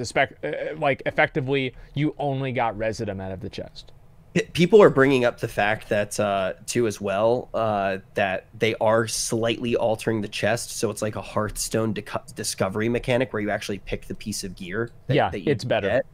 It's definitely better. It's still stupid. I personally think it's not great. And this is my opinion, right? I'm not disagreeing with the people who do like it. And I will say on the badge thing, why have that come out of a chest if it's deterministic? Just get it from playing the game. Well, because like for example, for a rating. So like if like for Mythic Plus, like let's say you do like a plus 20 or something like that, and then at the end of the week, it gives you a certain amount of currency based off of the highest Mythic Plus that you did. I think that would be fine. I really do. I think that would be completely fine. I don't see any getting it in the Mythic Plus. Yes, because that way you wouldn't be forced to just continuously do it over and over and over and over and over. You would just focus on doing it in the best way possible once or twice or a couple of times, and then that's it. It's the same as people did in Burning Crusade with arena points. I thought that was fine. Yeah, I mean, worked out really well. It's not. Yeah, it's. I mean, it is what it is. It definitely changes the dynamic, right? You're basically just saying move back to just resources, which I mean, I think is better than the current chest system. Well, and, the problem is I understand people who are disagreeing. Gear is unique. And like you can't get chest gear any other way. Like if you were able to get, for example, a 475 Gatuku from a place other than the chest, I would be more okay with the chest gear. But I think that the problem with the chest fundamentally is the fact that it offers exclusive gear. And so much of the gear is exclusive, and it's impossible to target it. It's just a complete crapshoot. Yeah, I mean, if the chest gave you gear, like it randomly rolled that gear from a set pool, and then it also had a resource which actually made it so you could deterministically get those 475 pieces. That does change the dynamic, right? Yeah. The fact that there really aren't ways to get some of those pieces besides out of the chest is where part of the problem does lie. I do want to read this one though. This one is from Brad. It says, "No question, just congratulate this man on the team's amazing job and bring home the series." Hell so, yeah, dude. Definitely. It's pretty crazy though to actually see you guys in top 6, right? Yeah, it's very weird. It's very bizarre, actually. I think forever. This is the first time that you've top 6'd in a year. Probably more, honestly. Yeah, like it's so hard to get the top 6. Our comps are not very great right now. A lot of the stuff that's favored is just not really stuff that we specialize in. So yeah. But you have the blessing though right now. I don't know if you realize how strong the I think there's a lot of people out there that I think they really want to see you guys do well and win. So yeah, make sure that you know that there's a lot of people behind you. I'm wanting to see you pop off, dude. That's the move, baby. Open for it. That's the move. That's right. But you got the blessing, dude. It worked for Sea-Doo. Yeah, I mean, you gave us tank that, 1 year. So. Yeah, you tank 1 year. You get on the desk. You become an analyst. The next year, you win. Hopefully. This question is actually interesting, but I haven't seen the quote. And if this is a misquote or a made-up quote of Mike Morheim, I'm genuinely sorry. You were one of the coolest people to ever live. This is from Moomins, and also their picture is a picture of a cow. So okay. I think that they're probably friends with Trainwrecks and Soda Poppin', so I'm going to trust them. Mike Morheim, the former president and co-founder of Blizzard, recently stated in an interview that accessibility is one of the reasons that not as many players are returning to the venerable MMO, which he reckons has sacrificed some of the social appeal. What are your thoughts, guys, on Allcraft? So it's a really nuanced, answer, and I think that the way that question is formed is kind of, it's a little bit disingenuous. But like what Mike originally said is that basically there were elements of like the social experience that you did lose whenever you had the more levels of accessibility because you didn't have the same requirements to interact with other players. And I do think that's definitely true. Does accessibility like necessarily mean that you're going to have less social experiences? No, not really. But I think in terms of WoW, that's kind of what it's always led to. Or at least like the social experiences will be throwaway. That's my opinion. Yeah, I think that was very well said. This one is from Bash Cutter, a friend of the show, and a true Spurg. How do you feel about Blizzard removing the Longboy, a large gold sink, and ignoring the artificial scarcity? Should Blizzard always have a large gold sink item per expansion? Speaking as somebody who recently got their Longboy, smiley face, gold is useless past pots and buying BOEs. Okay. So, Pika, what do you use your gold for? Besides buying BOEs?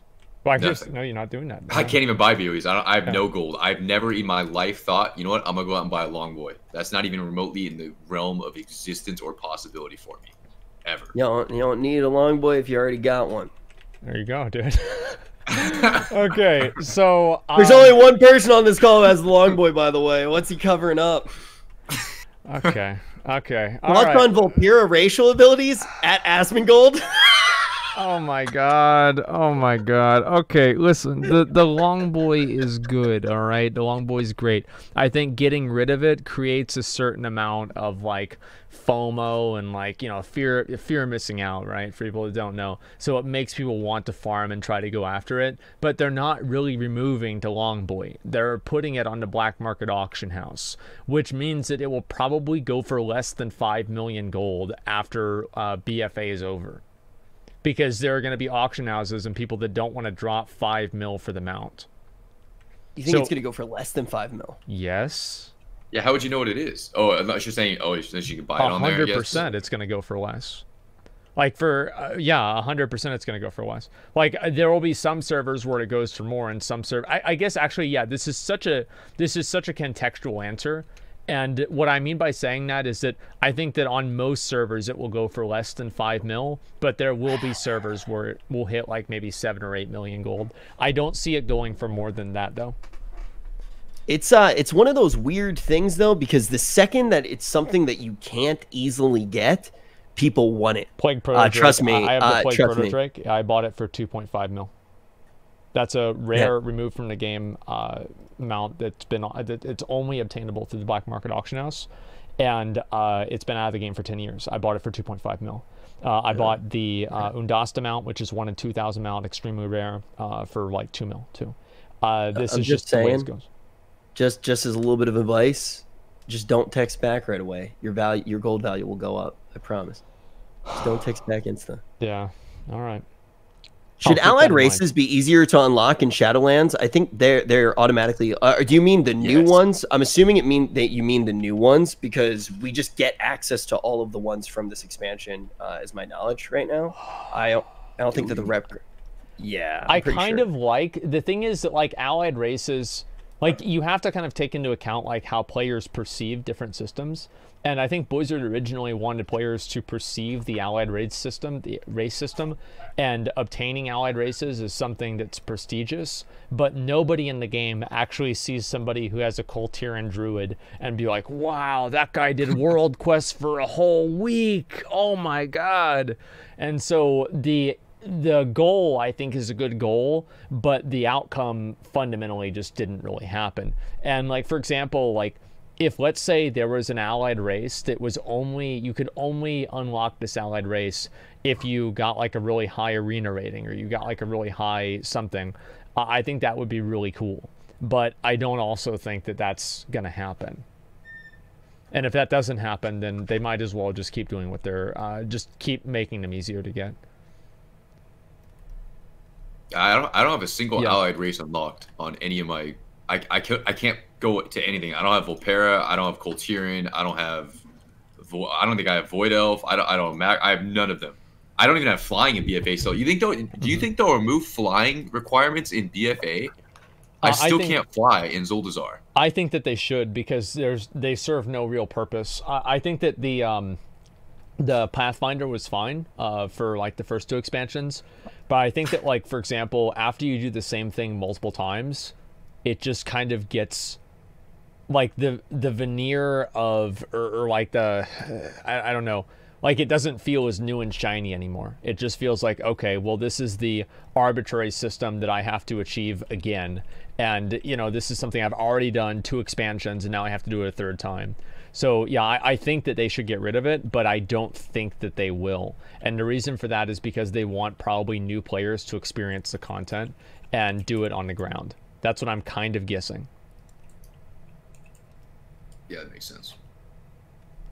Yeah, I don't disagree with you there. No. I mean, I just hope when flying remains in the game that it's the actual zones are balanced more the way that they were in Wrath of the Lich King, so flying doesn't just actually feel terrible. Because I know I've complained about flying more than enough, but yeah, that's my main takeaway with it. Asmon, did you see any questions in particular that you wanted to ask? Actually, I asked pretty much the ones that I thought were really good. Let me just try to find one more, and then we'll move on.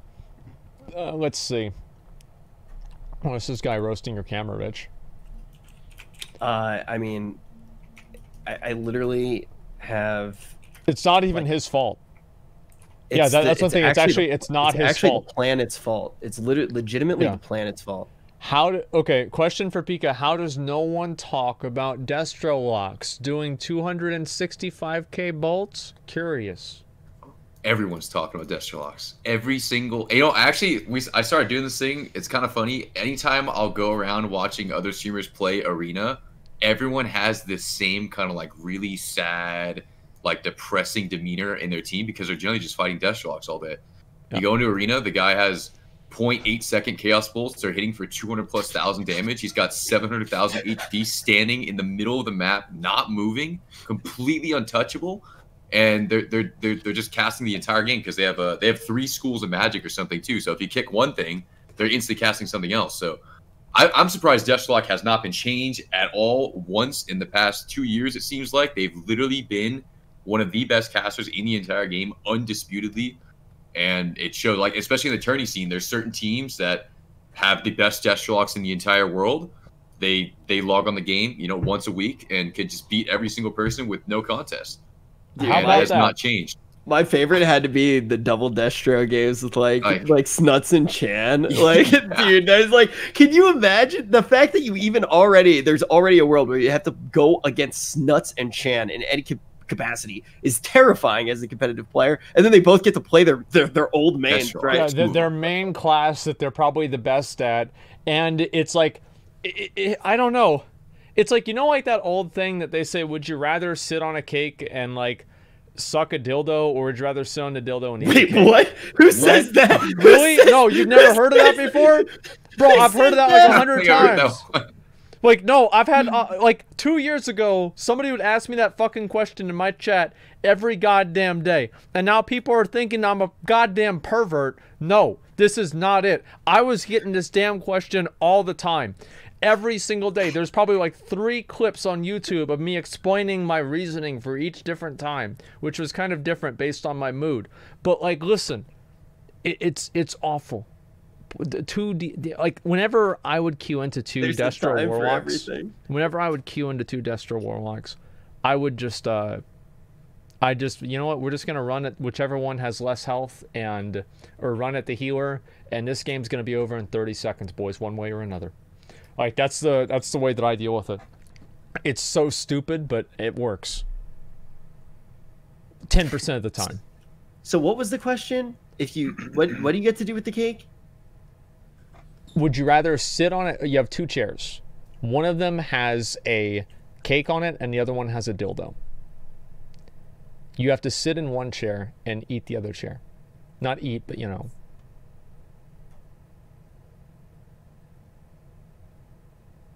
Yeah. Oh, I thought about it for a long time. A lot of time. Yeah, now. even now I looks like we eating cake. Oh. Yeah, that's not the one I went with, but okay, that's good enough. All right, yeah, I do really appreciate everybody's questions. Obviously, you guys, I really, really appreciate it. Rich and I also will do, of course, the after show like we do every single week.